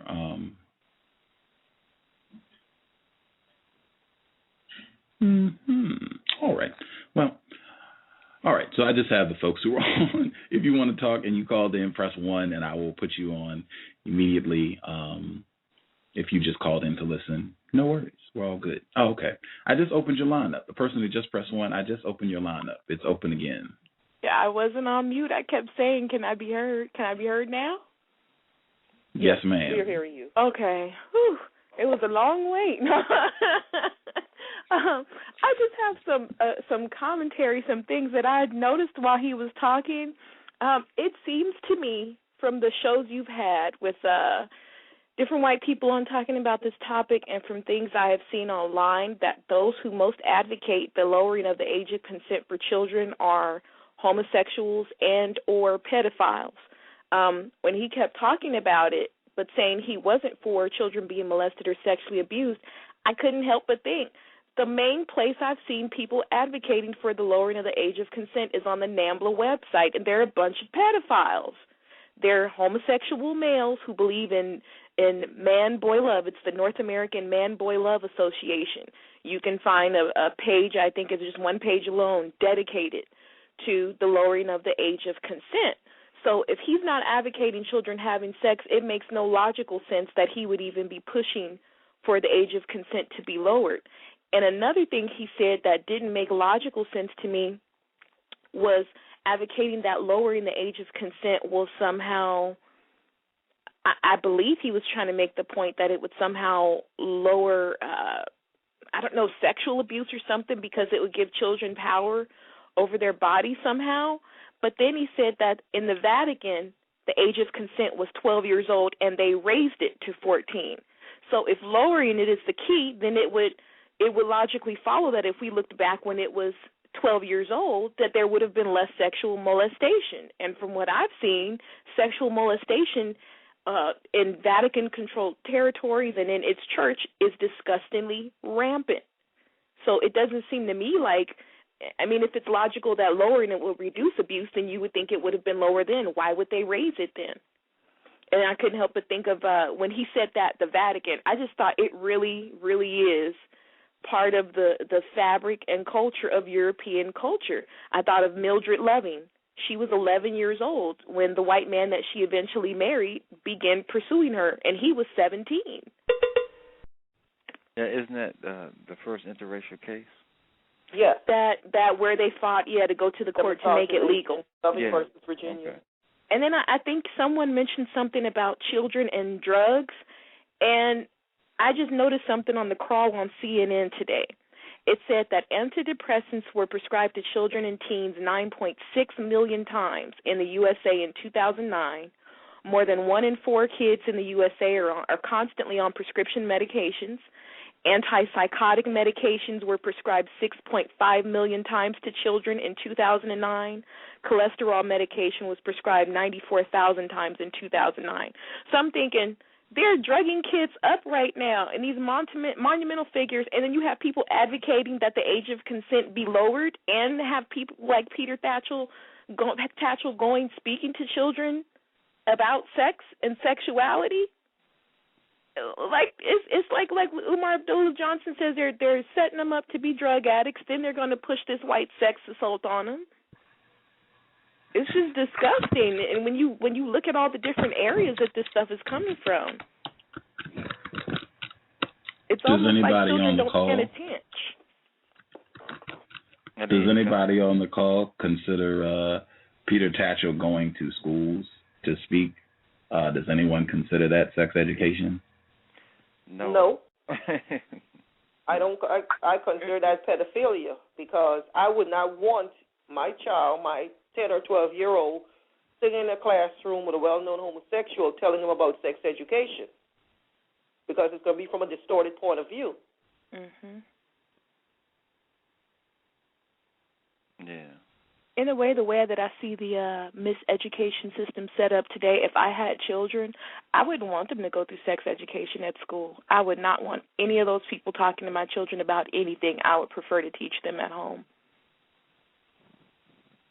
Because speaking about animal and bestiality, my mother-in-law works in a hospital, and she was telling me a couple of months ago that they had this man that came in, this white man. I don't know if y'all ever heard of this disease. It's called pig's disease. It's people who have sex with pigs. Yeah, I heard of it. Came to the emergency room. He had pig's disease. They had the Board of Health had to go out there to his farm. I don't know if they destroyed all of the animals, but it's something that happens in rural areas with these people fooling around with these farm animals. So when I'm hearing things of these people with wanting the age of consent to be removed and children to be able to have free and open sex and don't know anything about their bodies, it's no wonder we have all of these diseases being rampant, and they're always trying to say that AIDS came from Haiti and the green monkey and black people did these things. These things came from these people and having sex and trying out these different domestic or non-domestic animals and having these diseases spreading into the human population.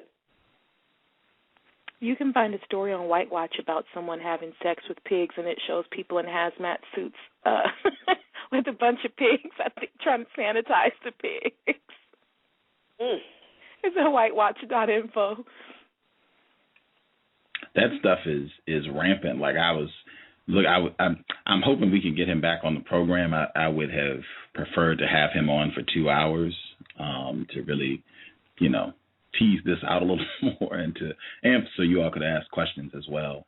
I know Abena Africa, she has her own program here at Blog Talk. She wanted to ask him what differentiates humans from animals. That was her question. Because he was talking about animal sexual behavior. And there are tons of these articles. There's the one on BBC pulled up from November 26th. Pedophile ring in Cornwall abused at least 30 girls. A third man involved in a pedophile ring, which police say abused dozens of girls, has been convicted of sex crimes. This is from November of 2010. This is December of 2010. Swiss consider legalizing incest.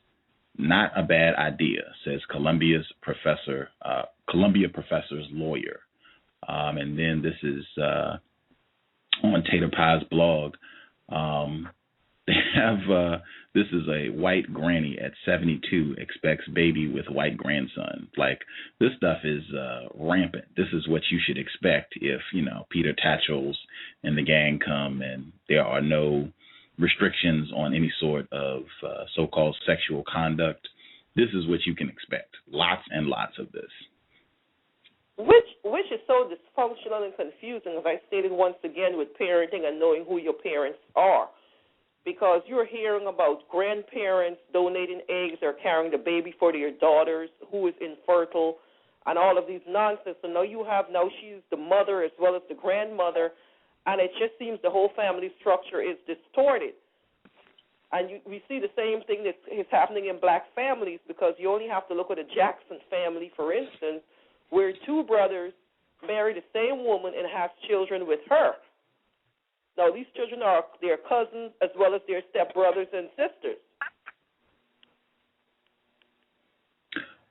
Person who called in from a block number, your line is open. Greetings. Can I be heard? Yes, sir. 909. What was the I? I wasn't clear on what the I stood for and all of that. Intersex.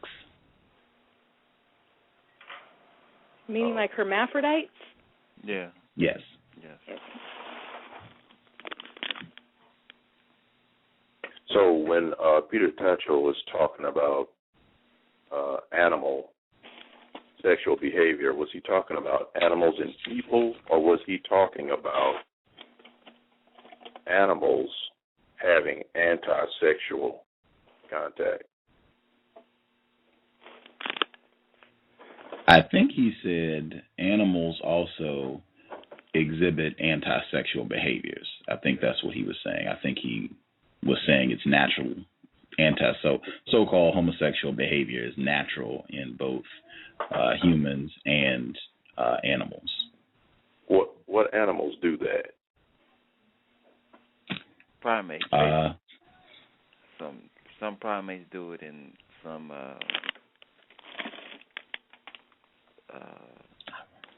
sometimes dogs mount each other, but I think that's the act of dominance. Oh, wait a minute. You mean male dogs mount other male dogs? Sometimes males do, sometimes females do. I've seen it, but not usually. Like, let's say I'm out with my dog, another dog, usually they'll try to hump him on his side or something or whatever, but it's a thing of dominance. Like, I've never seen another male dog seriously try to get down with my dog like that, but I hear people say that when they try to justify human anti-sexual behavior.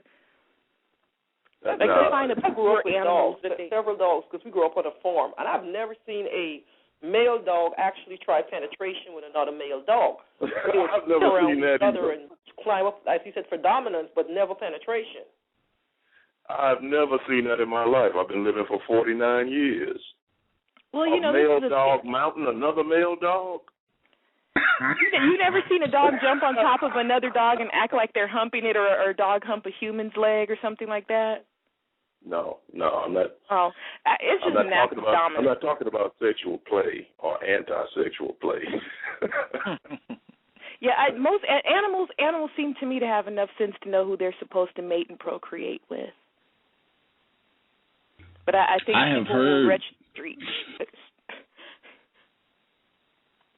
I have heard people say that, you know, that animals have done this, and, you know, they'll cite it was some pandas, you know, this time or whatever. And I have read a report from a black person in Africa, which I felt it was fascinating. She was basically doing a report on elephants and saying that they were engaging in anti-sexual behavior, but that it was a result of racism. How? I'm sorry to laugh out loud like that. I'll make sure my phone is muted before I do that again. Did they take all of the male elephants out of the herd or something? Switched out on my line. But the same thing basically that white people have done to like black people, that they were doing to the elephants, and it was causing them to go crazy basically. And a part of their insanity was they began engaging in homosexual behavior.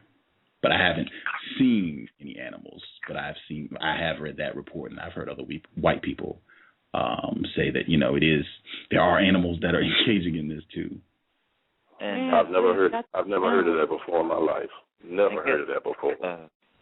Yeah. I can put I'll put the article. I'll link it in the description. And she has a book, I think, and everything talking about how racism messing over the elephants and the black people in Uganda. You might want to bring on the show. I tried. I'll try again. I'll persist. You know who else who made that same argument about the animal kingdom? Tim Wise. Yep, I remember that. Yes, he did. Because he made that argument when he called Dr. Wells's theory pseudoscientific bullshit, and that was one of the theories he said. I'll never forget that. Which theory that Dr. Wilson had did he call it? I think it's a chapter in her book called Feminizing Black Males, and which he said he didn't agree with. And then he said something about, you know, this also happens in the animal kingdom. I remember him playing it for, I think you played it for Dr. Wilson, am I correct? What he said about her theory. Right, Gus?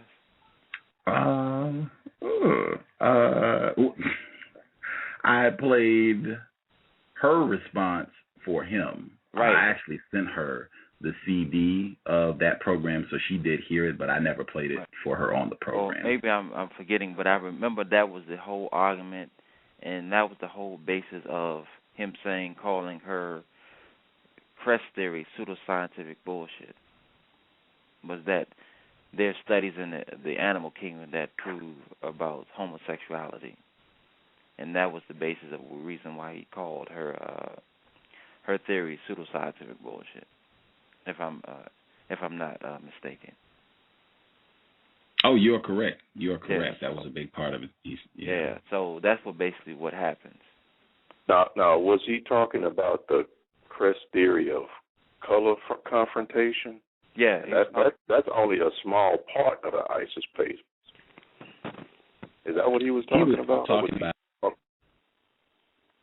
He was talking about the part of the book where she says that racists are effeminizing black males and attempting to get black people involved in homosexual behavior, and he was saying that I'll read what he said.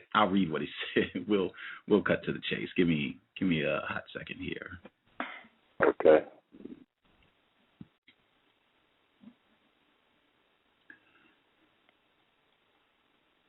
Is Tim Wise anti-sexual? No, he's married with 2 kids. I don't know. I don't know if that disqualifies you. No, I had a know white he's male. an admitted race. I would say that doesn't necessarily disqualify you. I had a white male who I refused to be in a relationship with that kept asking me to marry him, and found out from another female later on that he engages in homosexual activity, and called him on it, and he admitted that he did. So that doesn't necessarily rule that out. That is true. Wow. All right, let's see. Speaking about Africans and homosexuality, I was reading on one of these blackagenda.com. They were speaking on Cecil Rhodes, and this town in Zimbabwe, they want to dig up his remains and send it back to England. And I said they should go ahead and they should do that. Compared to what he has done over there and what his money has been used for, because if you trace all his funding for the Trilateral Commission, the Council on Foreign Relations, all of that money came out of Cecil Rhodes.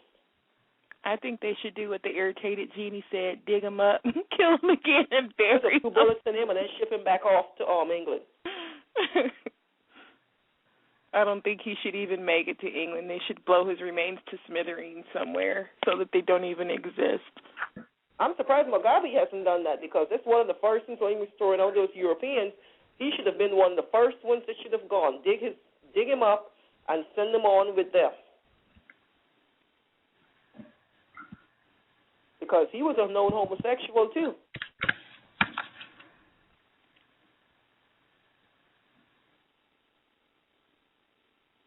The lady that was speaking before, is that Kim?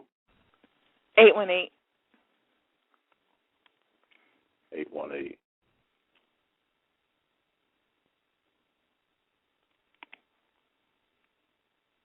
Thank you. Thank you.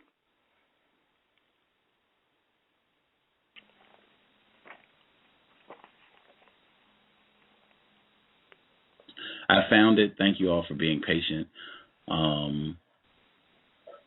It took me a while. That's not a good sign. I need to have this letter be more easy to find for people, because this is important documentation.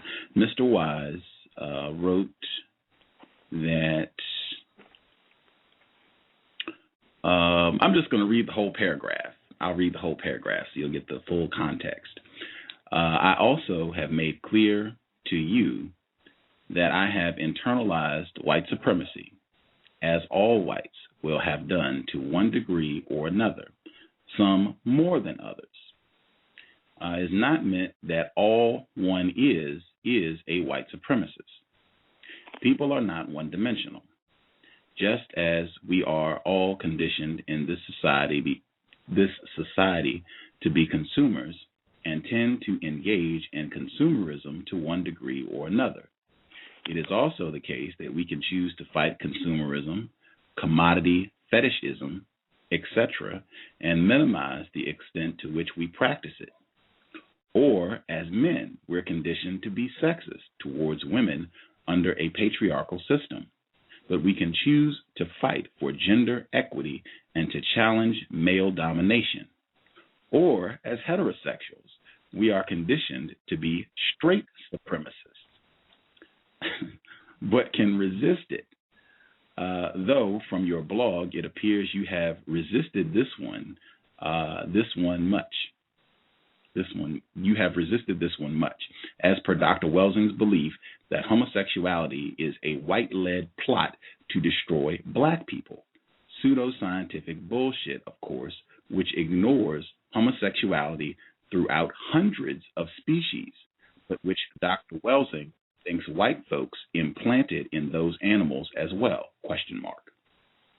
Oh, and as a side note, funny how you think homosexuality is wrong and yet often quote James Baldwin on that blog, who, of course, was openly gay. Very uncode of you. You should take those quotes down immediately. End of paragraph. Oh, we got a little verbal jabbing with you. He does that a lot.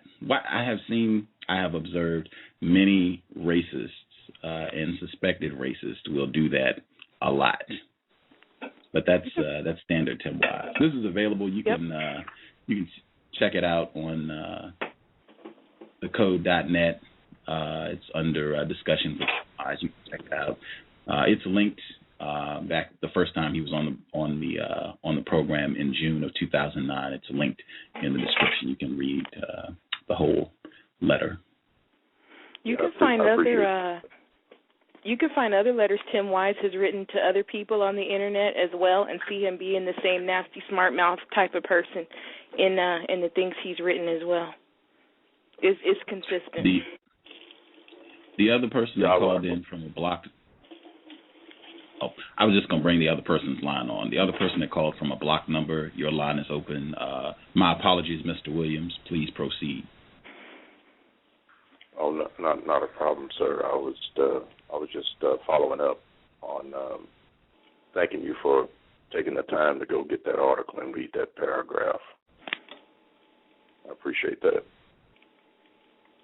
Does anyone have any idea where we can find these hundreds of species of animals? Hundreds. Wouldn't you think that would be on the news by now if there were hundreds of species of animals that were practicing this behavior? On their farm, a white supremacist farm who were breeding these animals, as the lady says, with the elephant, primarily to deprive them of companionship so they would turn on each other. Guess where you would find them?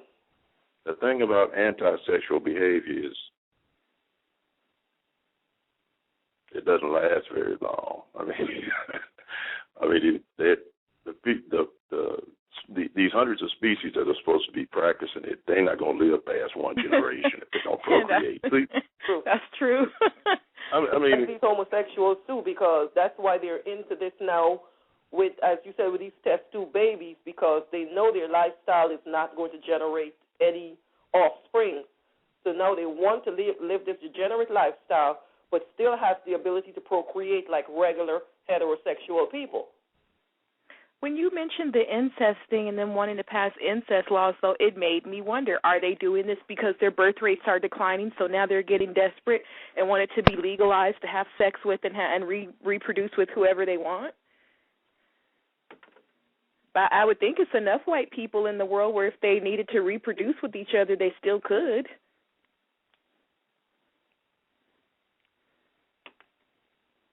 Yes. These people are trying to extend their gene pool. As we were saying, white people determine who is white.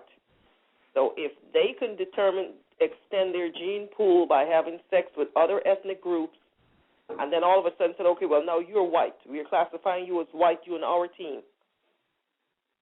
Then they could potentially, because look at what they did with the census. The census for this year is so convoluted because now they are stating before it was either black, white, Native American, whatever. Now they want you to know, okay, are you a black person with one parent who is white or a Hispanic with one parent who is white? They're putting in all of this different information to confuse you so in order to pad their numbers. But that's I'm sure. Sorry, go ahead. I'm sure white people can always just take some people that are already on the planet and say that they're white. I don't think they actually have to go out and try to test tube baby, millions of new white people. I don't think they'd have to do that. There's enough people on the planet right now.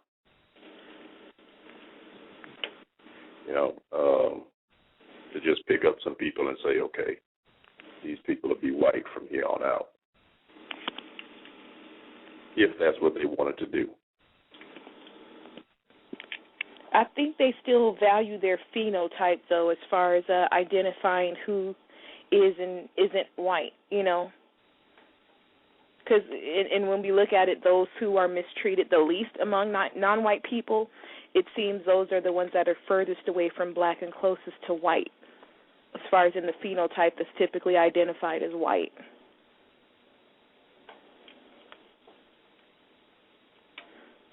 They could classify them as that, but I think they probably would prefer to actually have higher birth numbers.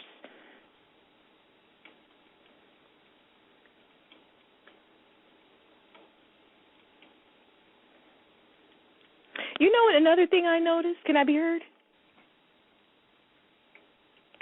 Hello? You're listening. Oh, okay. I saw in the news the other day, actually it was on Oprah, and Oprah's always featuring people like this, but it's usually white people. She featured a white couple that had one child, and then the next time they had children, I think they had 5 or 6 at a time, and it was through fertility treatments. And I'm seeing this on TV. I keep seeing all these shows with these large white families where they're having quintuplets, septuplets. You know, they get paid money, their family can live a better life, etc. I just saw a story of a black couple who gave birth to, I think it's 5 children. Hardly heard about it. They're not on Oprah. You don't see them get any media attention, no TV shows where they're making $250,000 an episode, nothing.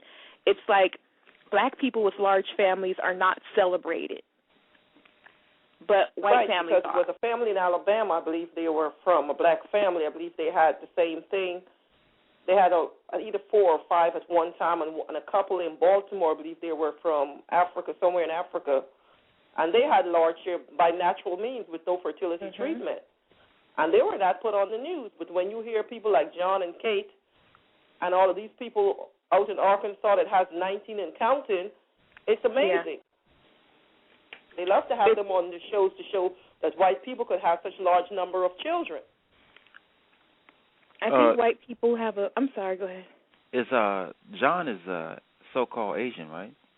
Yeah, he's half Asian, which is why I was going to bring in later on, because this shows this man, his mother is half Korean or whatever it is that she is, and one parent is white. He married this white woman. Their children, they look primarily Asian. Oh, he's also stated that he's Jewish. He stated on television. Wait a minute. Whoa. I took one of them, and it was like, I was taking some jabs. Like, half Asian? I know I don't say half on the show. Like, half Asian, then it was half white, and then it was he looks Asian. I was like, how does somebody look? What does a person that is primarily Asian look like? Like, it was just going way afield. Yeah, I would. It is my suggestion, just for clarity, that the terms half and a race be used, because I don't think that's clear, and I don't think it's accurate. I don't think you can be a half Asian or half black. It's promoting confusion. In my half opinion. White, half non-white. Well, how would we just say non-white? You mean it's a non-white white person? I don't know. John is non-white with one parent or grandparent who is a white person. I'm not sure which or how many, but he has identified on television, he's identified himself as Jewish when he was dating a white female that was Jewish. He said on TV, well, I'm part Jewish. That's what he said. Well, his father probably was a Jew, because I know his mother is Asian, one of those military-type deals where they meet these Asian women and get married, but his mother is Asian. Well, his last name is primarily Asian, and his wife is a white person, and their children look primary. So they're only technically they're considered to only be a quarter Asian in their DNA, but they look primarily Asian. I just know his last name is Goslin, so it's most likely that his father is a white person, or either that his father's father was a white person. Now, how far are you going to go back? I don't know. I mean, it doesn't really matter all that much to me. I'm just, I'm just saying that, you know. But I would seriously like to know how they classify those children. How if they're classified as white or non-white. Well, white people are going to do that, but I mean, you know, Gus hit the nail on the head. I mean, half. Which half? Yeah, because I mean, it's those kind of conversations that a lot of times it's the way that we use words that keep us confused. Right, in the system of white supremacy, there's no such thing as half white. Either you're white or you're not white. You don't get to enjoy half the privileges of being a racist white supremacist, and the other half is not experiencing and being victimized. Either you're white or you're not.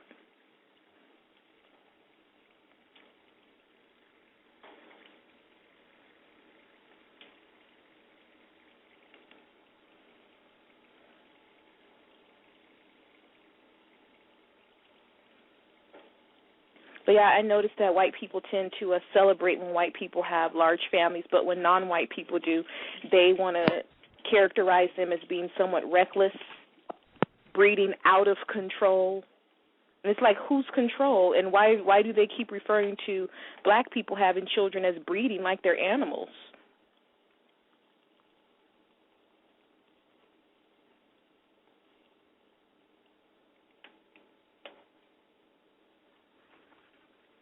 Well, this is a very interesting program, Gus.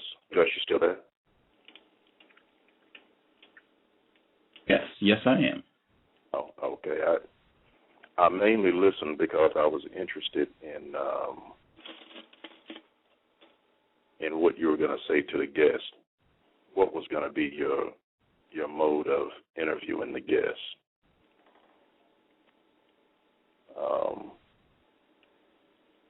In that is, written very plain on your radio station page that you don't partake in anti-sexual behavior and don't advocate it.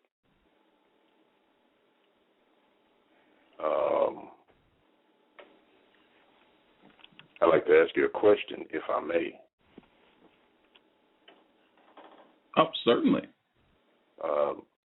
Why did you have Peter Tatchell on your radio program? I think there is a value in being able to have white people speak for themselves. I think with non-white people, we have been programmed to devalue non-white life, to devalue what non-white people have to say. And I think if you get an opportunity to give information from a white person that shows just the hideous nature of where things can go, I think there's a value in that. I think there's a value to standing up a Peter Tatchell and saying, this is what's coming down the pike. All this, sexual confusion, the promoting of homosexual behavior, the big article in Vibe magazine with the Mean Girls of Morehouse, and this, blowing up this, all the, I guess, cross-dressing or what have you that was going on in Morehouse that got all the publicity. This seems to be the current strategy of racist man and racist woman. And if we're not paying attention, this is where, things are going to be headed.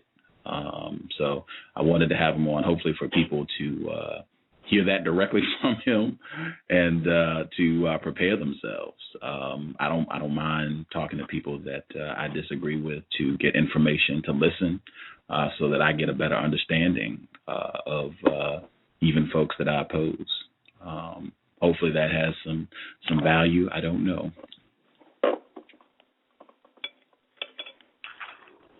Well, I thought the program was very informative, very interesting. I was just curious as to the reason. I appreciate you explaining that.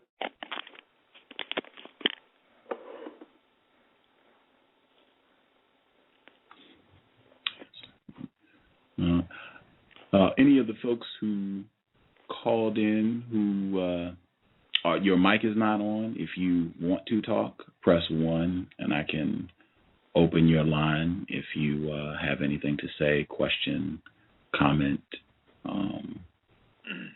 Yeah, I hope it's not lost on people, the use. I was still kind of on the half Asian thing. I hope it's not lost, just correct use of terms.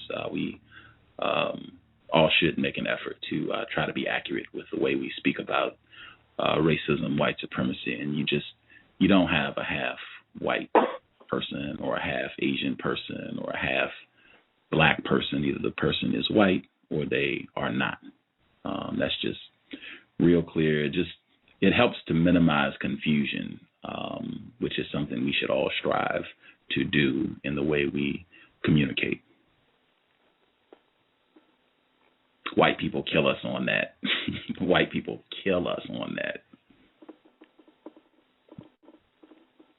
Gus, I was going to ask you, in your area where you are up there in the northwestern section of the country, is it a high level of homosexuals out there? I know y'all have the interracial coupling up there. I know it's supposed to be the capital of the USA between there and Oregon.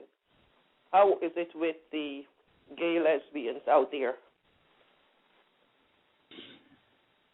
It's prominent. And I mean, I'm saying it's prominent for context, right? I'm saying it's prominent, and I have lived in Atlanta, Georgia, and San Francisco briefly. So I've been in areas that I think are like ultra gay, where, I mean, it's everywhere. I think it's quite prominent here as well in Seattle. They have like a specific area in Broadway, Capitol Hill.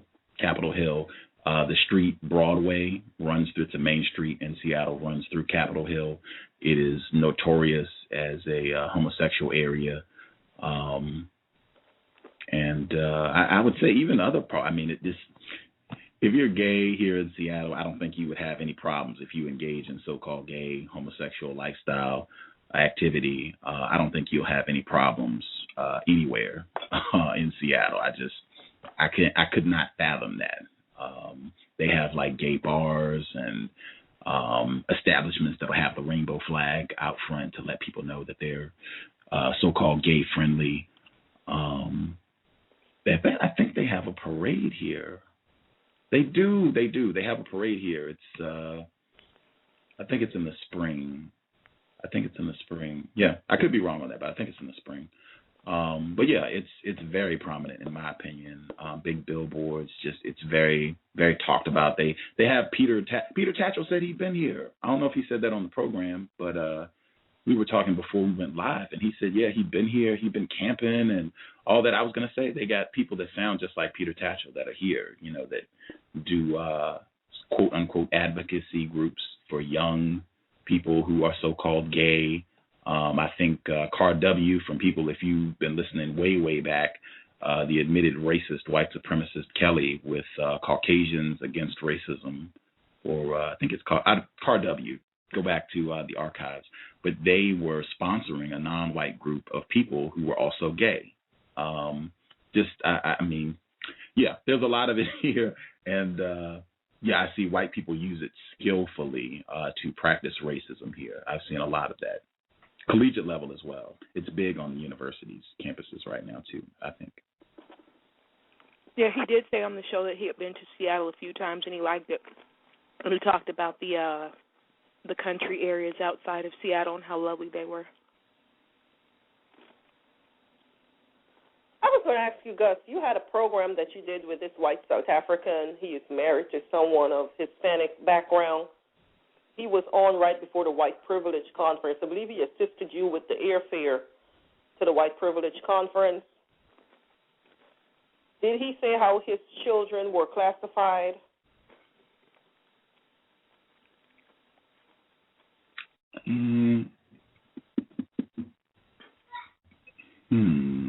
It's John Delport, for people who are listening. John Delport, admitted racist white supremacist, and he did assist with transportation costs for the White Privilege Conference. His children, it was like that program was like a year and a half ago, but I remember even in the interview, like he flip-flopped. Like he said his wife was non-white, but he says that he will see her as a white person at times, like because he sees her as an equal, he will see her as a white person, which I thought was fascinating. But he flip-flopped, and like with his children, I'm not sure. It might just be that I might not be remembering correctly, because I think someone did ask him about I think it was Justice. She asked him about his children and if they are accepted as white. And, yeah, I'll say I'm not recalling correctly. So you should go back and listen to that program. He had interesting things to say. I remember that program. He kept saying his kids were both non-white and white at the same time. I remember that. Okay. He kept saying that. See, he was being. I'm coming across more and more people like that who are claiming to be non-white white people. I know It sounds funny. But non-white people who are saying that they're white sometimes. Tater Pie is saying that Mr. Delport said that his children are accepted as white.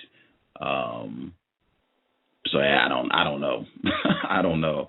I'll have to go back and listen to see if I can figure out what he said. I do remember the confusion, though. I definitely co-sign on that immediately. I remember him going back and forth with whether other people were white or non-white, or maybe they're both, as Mr. Williams said. The person who dialed in, 8162, your line is open as well, 8162. Thank you, everybody. The background noise, fabulous job this time. Thank you. 8162, your line is open as well. Good afternoon, everybody. Hi, Gus. Good afternoon. Greetings. I was paying attention to that show, and I've also been paying attention to this issue, and I don't know if it was brought up before because I came in a little late. But one of the reasons why Tatchell and the members of NAMBLA are working on reducing the age of consent is to get the statutory rape laws off the books. That these people who are seducing young people, seducing them and even raping them, that their parents don't have any recourse if they lower the age. Does that make sense? Anybody? Yep.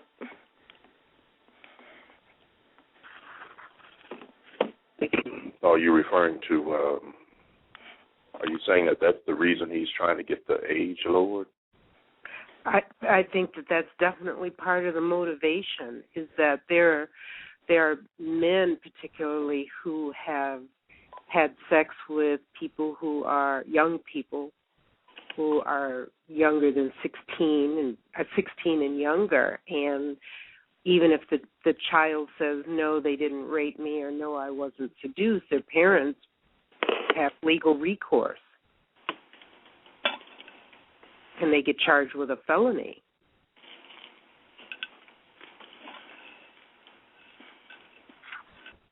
You're right, because that reminds me of the Polanski case that's been dragging on for all these years, Roman Polanski, and how they've been trying to get the case thrown out because they're saying, oh, this woman is in her 40s, and the statute should have already expired, and they should let the man go on with his life. But this only happens because it's a white male. If this was a colored, non-white person, it would not have mattered. And that statutory rape law has been used to incarcerate young black men who've had sex with white females. Yep, there was here recently in Atlanta with Janarlo Wilson. It was all around the country, and where this young man had sex with this white female, and she said it was consensual. They both went to a party. They both agreed it was consensual, but he ended up spending 2 years behind bars until he finally he got out, I believe, sometime last year. He's now a very successful student at Morehouse. With a felony. Yeah. Yeah, but repealing the what's called the statutory rape law is not going to solve the problem of disproportionately incarcerated black men. It's not going to solve that problem. No. I think they're doing it for the benefit of white men. Absolutely. Racist man and racist woman.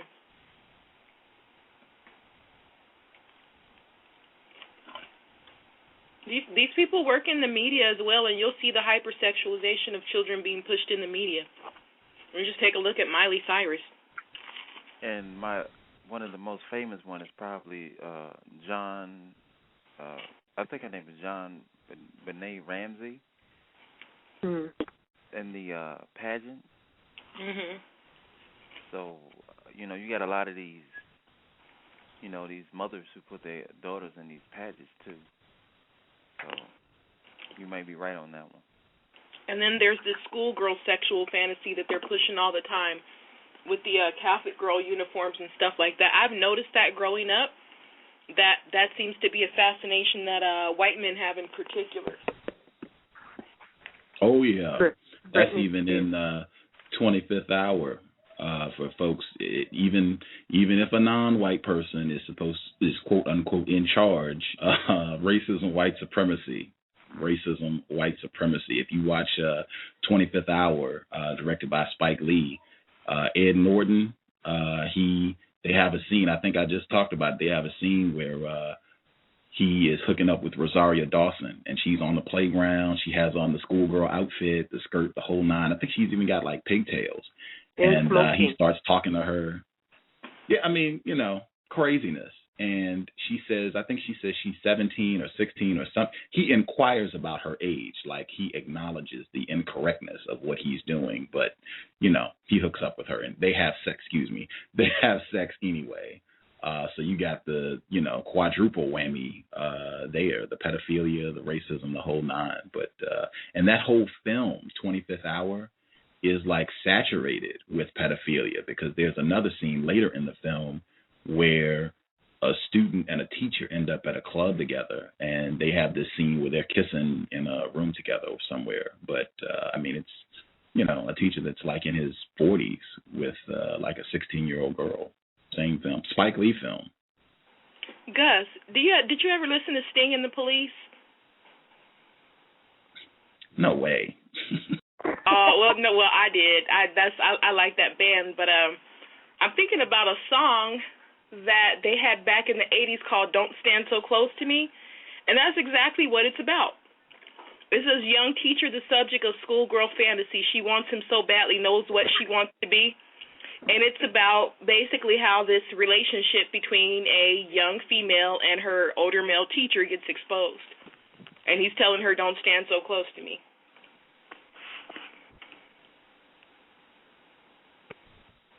It's in a lot of places in their culture.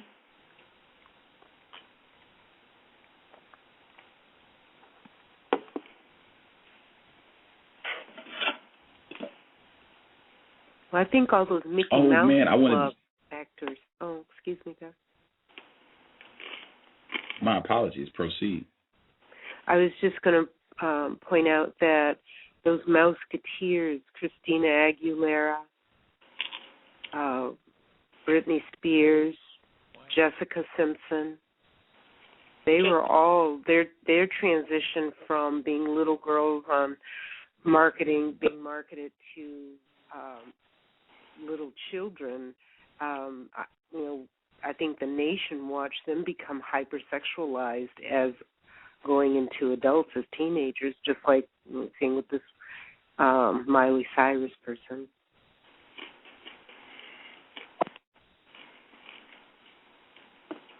I am off topic, but I said I was going to share.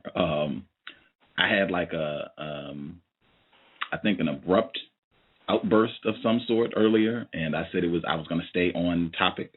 What I was responding to was someone sent me a post on Michael Vick. I told you, Mr. Hill, the sports show is coming soon.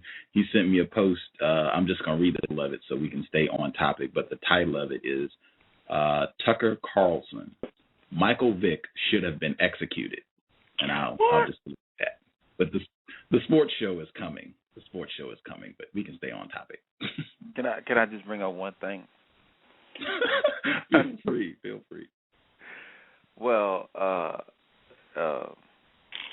Brett Favre has been fined $50,000 for the inappropriate pictures and the wasn't cooperating with the NFL.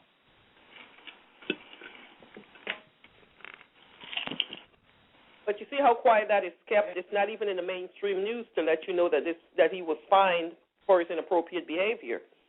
If it was a Mike Vick or any other black quarterbacks out there, it would be all over the news about what was done to them. Well, that's I want to reiterate. Okay, I'm sorry, we're off topic. Oh, it's all good. The topic is always white supremacy, so it's all good. But I just wanted to reiterate the previous broadcast when I said there's no way Brett Favre could be black. I just want to reiterate that there is no way in a system of white supremacy Brett Favre could have the career that he has had, whatever that means, and be a black male. There is no way.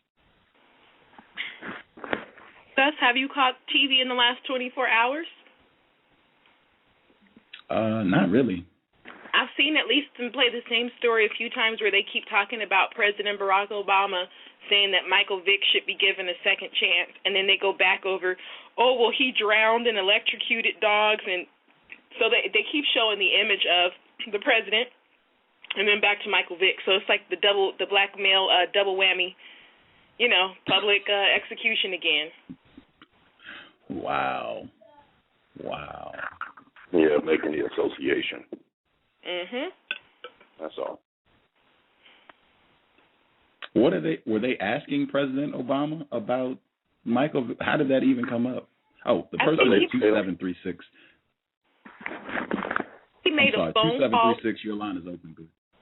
I think he made a phone call to someone else about some other subject that was something, that was pertaining to the business at hand. And I don't know how the conversation of Michael Vick came up, but it wasn't something official. But he was just saying, once people basically pay their time, they should be given a second chance. He was talking to the owner of the Eagles. Okay. Yeah. Saying applauding him for giving Michael Vick a second chance.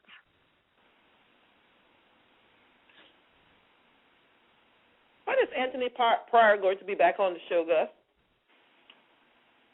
Soon. I'm going to call him as soon as I get away from you guys. I'm going to guys and gals.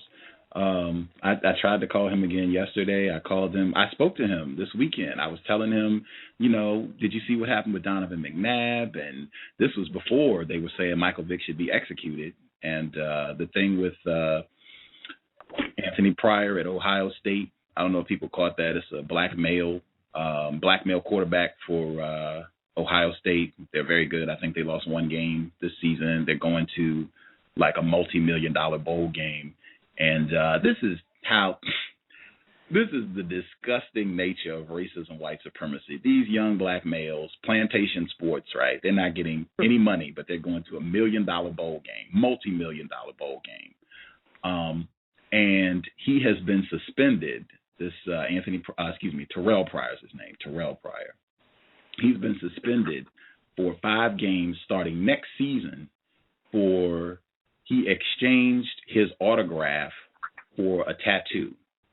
And apparently that violates the white people's rules somehow. And so he and 4 of his other teammates have been suspended for the first 5 games of next season. And even white people noted the hypocrisy. They did not suspend them for the bowl game. Like the 5-game suspension could have started for this multi-million-dollar bowl game. It could have started for that, but they didn't do that. It'll start next season. But just that sort of just blatant, you can't give your name away on a piece of paper for $50 and a week's worth of groceries. But we can make, $50 million off of you going out and playing a game if we allow you to even get on the field. Yep, I'm going to write a blog post on that. I think it would be constructive. I don't think that he'll do this. I think it'll affect his livelihood. But if he were to decide not to play in that game, I think that would be extremely constructive and send a message. But I guess some NFL player would have to look out for him financially and sponsor him to do that. But I think that black people, non-white people, should be doing that, looking out for each other like that. But if I was him, I would. My opinion would be, since I'm going to be suspended, I'll just turn pro and just, at least I'd be a good, a field hand being bad than not a field hand. I'm just saying. I don't think he's the only non-white person on that team that's been suspended. Yeah. I think they were all non-white males. Yeah. What? He's the only.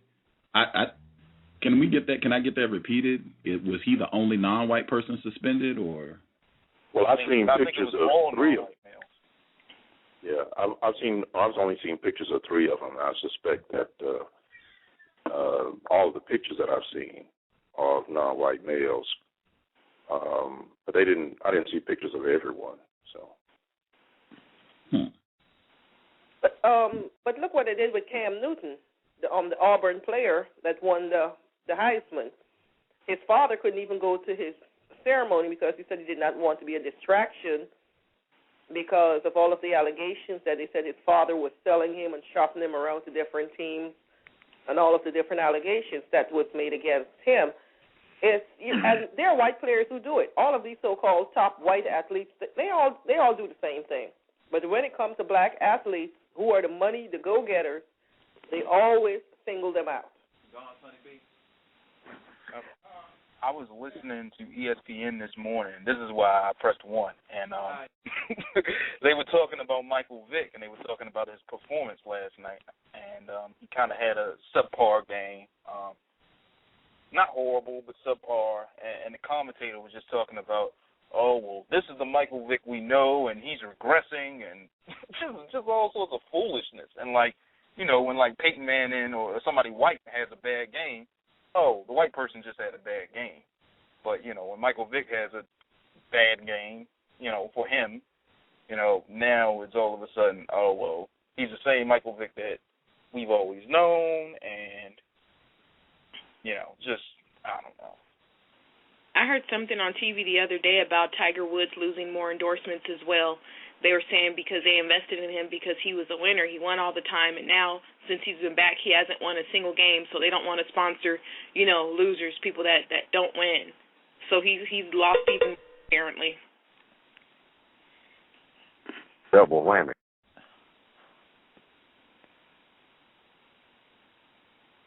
Well, I'm up here in... I'm sorry, go ahead.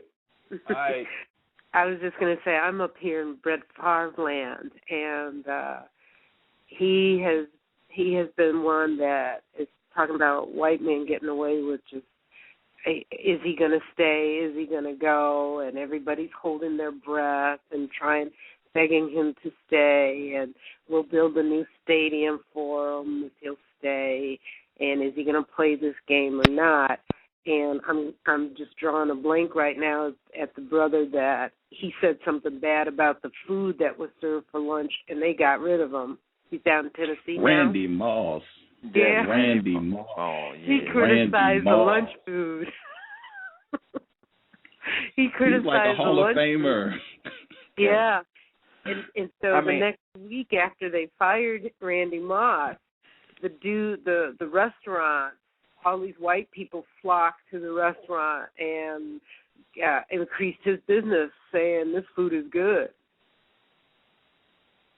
Yeah. I mean, that's why I do this show. That is racist. I want you to think about that real clear, right? You have 2 Hall of Fame players, so we'll say equal stature, right? Right. 2 Hall of Fame players who, you know, storybook careers. One of them fined $50,000 by the league for non-compliance in their investigation of him doing sexually inappropriate things to another female, right? That's on the table, like no dispute about that. Black player complains about the food and gets fired. And this, man. Immediately. This female was, you know, a member of the same organization, and so it was really sexual harassment. It's workplace sexual harassment. So makes it even worse. Well, what makes it even funnier is this. Based on the article, hello? Yeah, go ahead. Based on the article I read, they were saying that all that she wanted was him to be fine. Like I'm saying to myself, that's all you want is to be fine? They must have paid her some serious cash under the table. And for her not to even take this to civil court. Oh, absolutely. She had to be paid off seriously, or like Gus played that movie that movie clip. What was the movie clip you played, Gus? Are you talking about Changing Lanes? Yeah. I mean, that's the only way I could see it. Well, she wasn't the first. Oh, no, she's not the first. Nah. I mean, he's had a history of when he's away from his family of doing this inappropriate behavior. Alcoholic. I mean, alcoholic, pain. He was addicted to painkillers, alcohol. I mean, you name it, he done it. I mean, yep. Ben Roethlisberger, I'm surprised he is even in the league. I was just about to mention him too with his rape allegations. And it's not only this is like the that was third a young time. girl too. This that was a young girl too, wasn't it? He was paid off. Yeah, that. And not the first one either. And Michael Vick had to spend 2 years in Leavenworth, one of the worst penitentiaries on the planet, for dog fighting. But hey, he could have been executed. So should have been executed. Been executed. Oh man. And we got Sarah Palin shooting moose and smiling. See, all that is about, in my opinion, is racist man and racist woman being jealous of something that they cannot attain, which was his talent. Michael Vick is a talented player, which we all know that on the line. So therefore, I have to figure some way out to take it away from him because if you think about it, if he's successful at the quarterback position, then that would have to become the standard. Yep. They're afraid of dominance. He's always been talented, but now he's applying himself. Right. So if you like the Cam Newtons and the Terrell Pryors who come into the league with that same type of running ability and to be able to throw, then you have to change the whole dynamics in the position. It just can't be some slow-footed white person playing the position. Just like when we got, when they let us in the league, the league started out white, the position started. I've never seen, I only remember one white cornerback. The rest of the cornerbacks, your so-called like Anthony Pryor said, your speed is on the outside. Your slower players are in the inside, and it makes sense. If you change, if he comes in and if he wins the Super Bowl, that means that the prototype will be Cam Newton, Terrell Pryor, and some you got Tyrell Taylor, all these kids who are mobile and got strong arms and are fast. You change the whole league. The guy said it last night. Chris Collinsworth, he said if you got those guys like Michael Vick and the young non-white guy that was playing for the Minnesota Vikings, Webb, you change the whole dynamic of the league. That means that you phase them out, which is supposedly the quarterback position is supposed to be someone who is smart, intelligent. He's a general. He's a general. He's the field general, picking people apart. So, and basically, it's just the ability, like you said, dominance. Yep. The media was taking pot shots at C.O.W.S. the whole week too. They were like, oh, these people don't have a chance with C.O.W.S. and the quarterback, and they said, who would have thought they would have played well with C.O.W.S.? Like, this nigga couldn't possibly, But they, like possibly. But again, anybody. Right, but they have to do that because they do not have the athleticism as black players. So therefore you have to make those statements. And then, Gus made it a great point. Well, when he did the show on First and 10 with Skip Bayless and Jalen Rose and I think Dana White is her name. Not Dana White. Her name is Dana something. About we expect this about Tom Brady. So I expect Tom Brady to win the MVP because Michael Vick didn't play well last night. So yeah, I win because of racism, white supremacy. Yeah. I think. Yeah. I mean, I don't know what Michael Vick would have to do. Would have had to do last night in order to win. Like they pulled in black people who have never played football to give reason and justification why Tom Brady should be the MVP. Like, I mean, racism, white supremacy, all day, every day. Yep, and I think the coach of Philly, actually admitted that he was trying to put Vic in the position to win the MVP. He threw the ball like 40-some times, so that means that he would have had to complete. Like, he would have had to been just phenomenal for him to even be considered on the same level with the white man, Tom Brady. And I think that the Eagles coach knew that, and he was, I guess, trying to assist the victim in winning the MVP, and he just didn't play well at all. And that contributes to, like, again, back to the point where, he's been taking a lot of hits. The offensive line is terrible. So he's been taking a lot of punishment. Just like the lady said, where she's from, I would like to see Brett Favre back, to be honest with you, because then it's a lot of non-white players that want to really hit him. I'm really like, let's bring it on. Let's get the opportunity to really lay him out. I mean, I was glad when he got a concussion, to be honestly. He's all broken up. I'm surprised. Yeah, that's what I want. I want him to be so hurt and in pain, because they put him out there like no one's going to touch him, and then when some non-white guy catches him and really slams him to the ground real hard. He was on the ground for a very long time. So, I mean, I want him to play. I want him to feel pain. Every time he drives back, I want people to hit him and keep hitting him. Because, again, they give this what I call the Great White Hope a shot. And I just, if you want to play, I think they should keep hitting him. And I've seen the referees even stop before they even slam them on the ground. Mhm.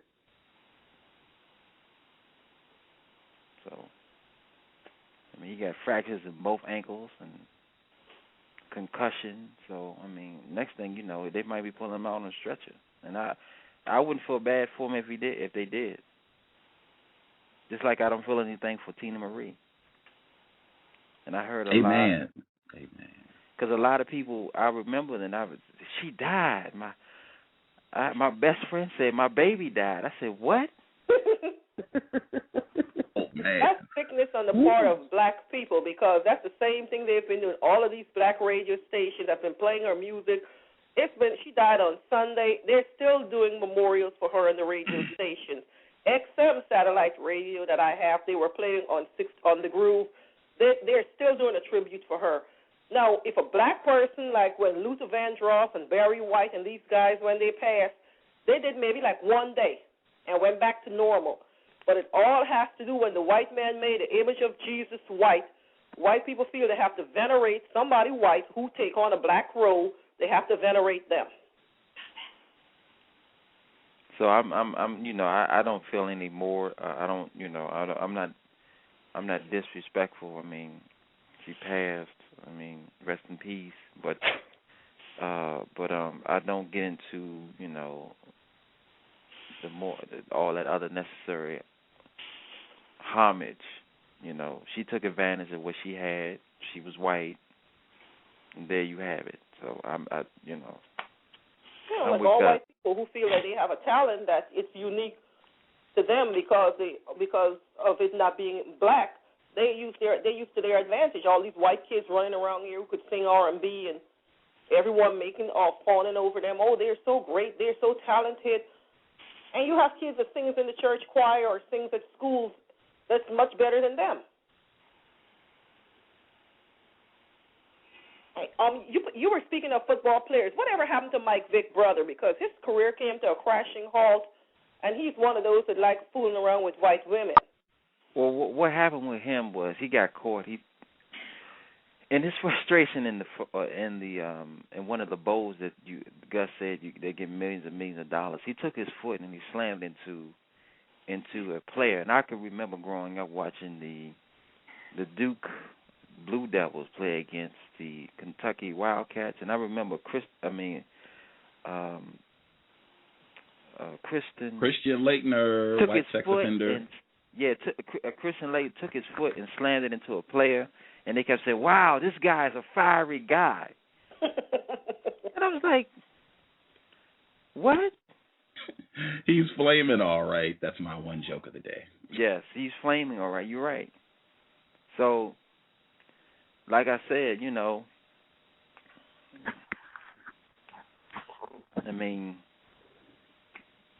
well, they're desperate for heroes. The racist man and woman are desperate for heroes. Any little thing, any little accomplishment gets blown out of proportion to its greatness. I hope that's not lost. I'm sorry. That's the same comparison, right? Brett Favre, alcoholic, painkillers, sexual harassment in the workplace, $50,000 fine for non-compliance with an investigation. Brett Favre. Randy Moss gets fired for complaining about food. Christian Laettner. I've heard white people say he is the greatest college basketball player of all time. Like, they seriously, just revere his college career. He stomped on a player. Michael Vick's brother does it, and his career is over. Yeah. And, Michael Vick's brother was playing football. They, they celebrate violence in football. Basketball is supposed to be non-contact, and he stomped on a player. Was it another non-white person that he stomped on? Yeah, he stomped on him. I remember that game. That's the game that's the famous shot he made. I will never forget that. That's when they won the national championship in 1992. And that was the game. He stomped on the dude. Grant Hill throws the long pass. He should have been ejected. Yeah. He should have been ejected. I forgot. That should have never happened. His career should have been a major ding. He should have been ejected. Ron Artest, stomping on a player is like ejection. That's not, that's why I said the sports show is coming. But yeah, he should have been gone. Duke should have lost that game, and it should have been what a poor sport Christian Laettner is. I cannot believe it. He cost his team the season and a shot at a championship because he couldn't control himself on the floor, and what a disgrace to the legacy of the Blue Devils. That's what the story should be. And then on top of that, he don't mean to cut you off. On top of that, he was the honorary pick on the 1992 Dream Team. He was the only college player on that team. He was the only college player. And you think about his career, Gus. Shaq came out that year. Wait a minute. If you don't watch basketball, I want you to think about that.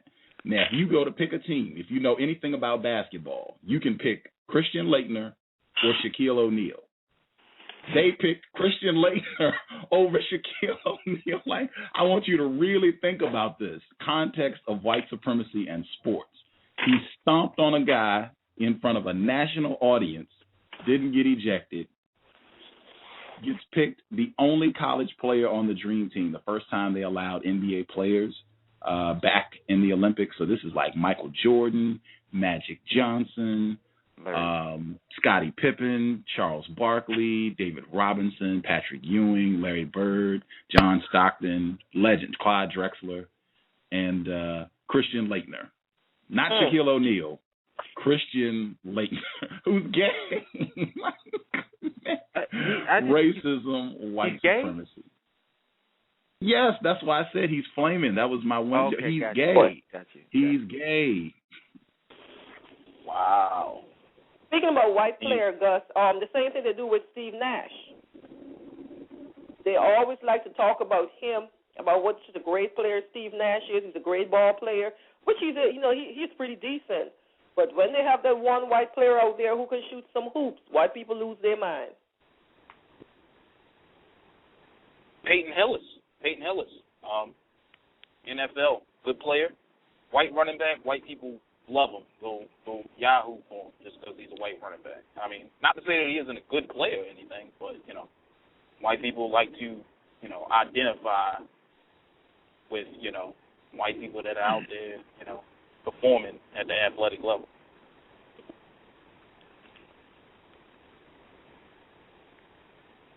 I can't wait for Mr. Pryor to come back because, as he was saying, we are starting to see the whitening of the ball teams. They're going to these Eastern Bloc countries, Serbia, Bosnia, and bringing these white ball players over here.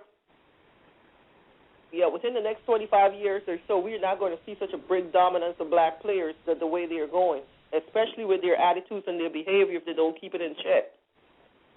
Well, David Stern already had them in check since, you can't, well, I think because of that Ron Artest situation, that's when the whole thing with not thugging of the league, everybody has to wear suits now and all this other stuff, so that's changed. That Malice at the Palace situation, apparently there was a hockey fight in the early 80s where hockey players beat up a fan while the fan was still in the stands. And, if you compare that and you juxtapose that to the Malice at the Palace where a white fan assaulted a black player and came on the court, and you could just see the racism, white supremacy in that. Like, this is celebrated as a great moment in hockey, but, in basketball, these savages. Well, hockey has always been known for violence. There's not a game that they play that it does not erupt into violence. That's why you don't have a lot of non-white males playing that game, because you get to fight. I mean, you wouldn't see a non-white male beating up a white male. That's bad for TV. That's bad for TV. That's bad for TV. I was just telling someone the other day about Mike Singletary. I said Mike Singletary didn't get fired because he lost. He got fired because he yelled at a white player, and on top of that, he was a quarterback. Yeah, I remember that. Has anybody seen the Mighty Ducks movies? Speaking of hockey. Nah, I ain't seen it. Oh, when the black player is always Emilio Estevez. Same thing. So anyway, in those movies, whenever the black players got the puck, you could just see white players rushing towards them to dismember them, and it's quite interesting. Mighty Ducks. I'm gonna watch that. We have 2 minutes left in the broadcast. Thanks everybody for tuning in. Probably be back a couple days. Just check the show page. Replace white supremacy with justice immediately, and anything you all want to share in the next 2 minutes, feel free. Watch a movie called Disgrace with John Malkovich. Takes place in post-apartheid South Africa. It's deep.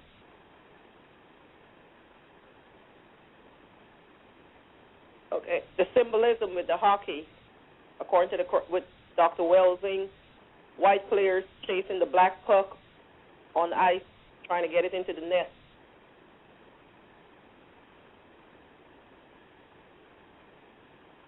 Hey, Gus, on your research about Peter Tatchell, did you come across anything in reference to Douglas Hurlitz? Say the name again, please. Douglas Hurlitz. He's this white guy that got 20 years for sexually molesting young Haitian black boys. This was recently in the news. Wow.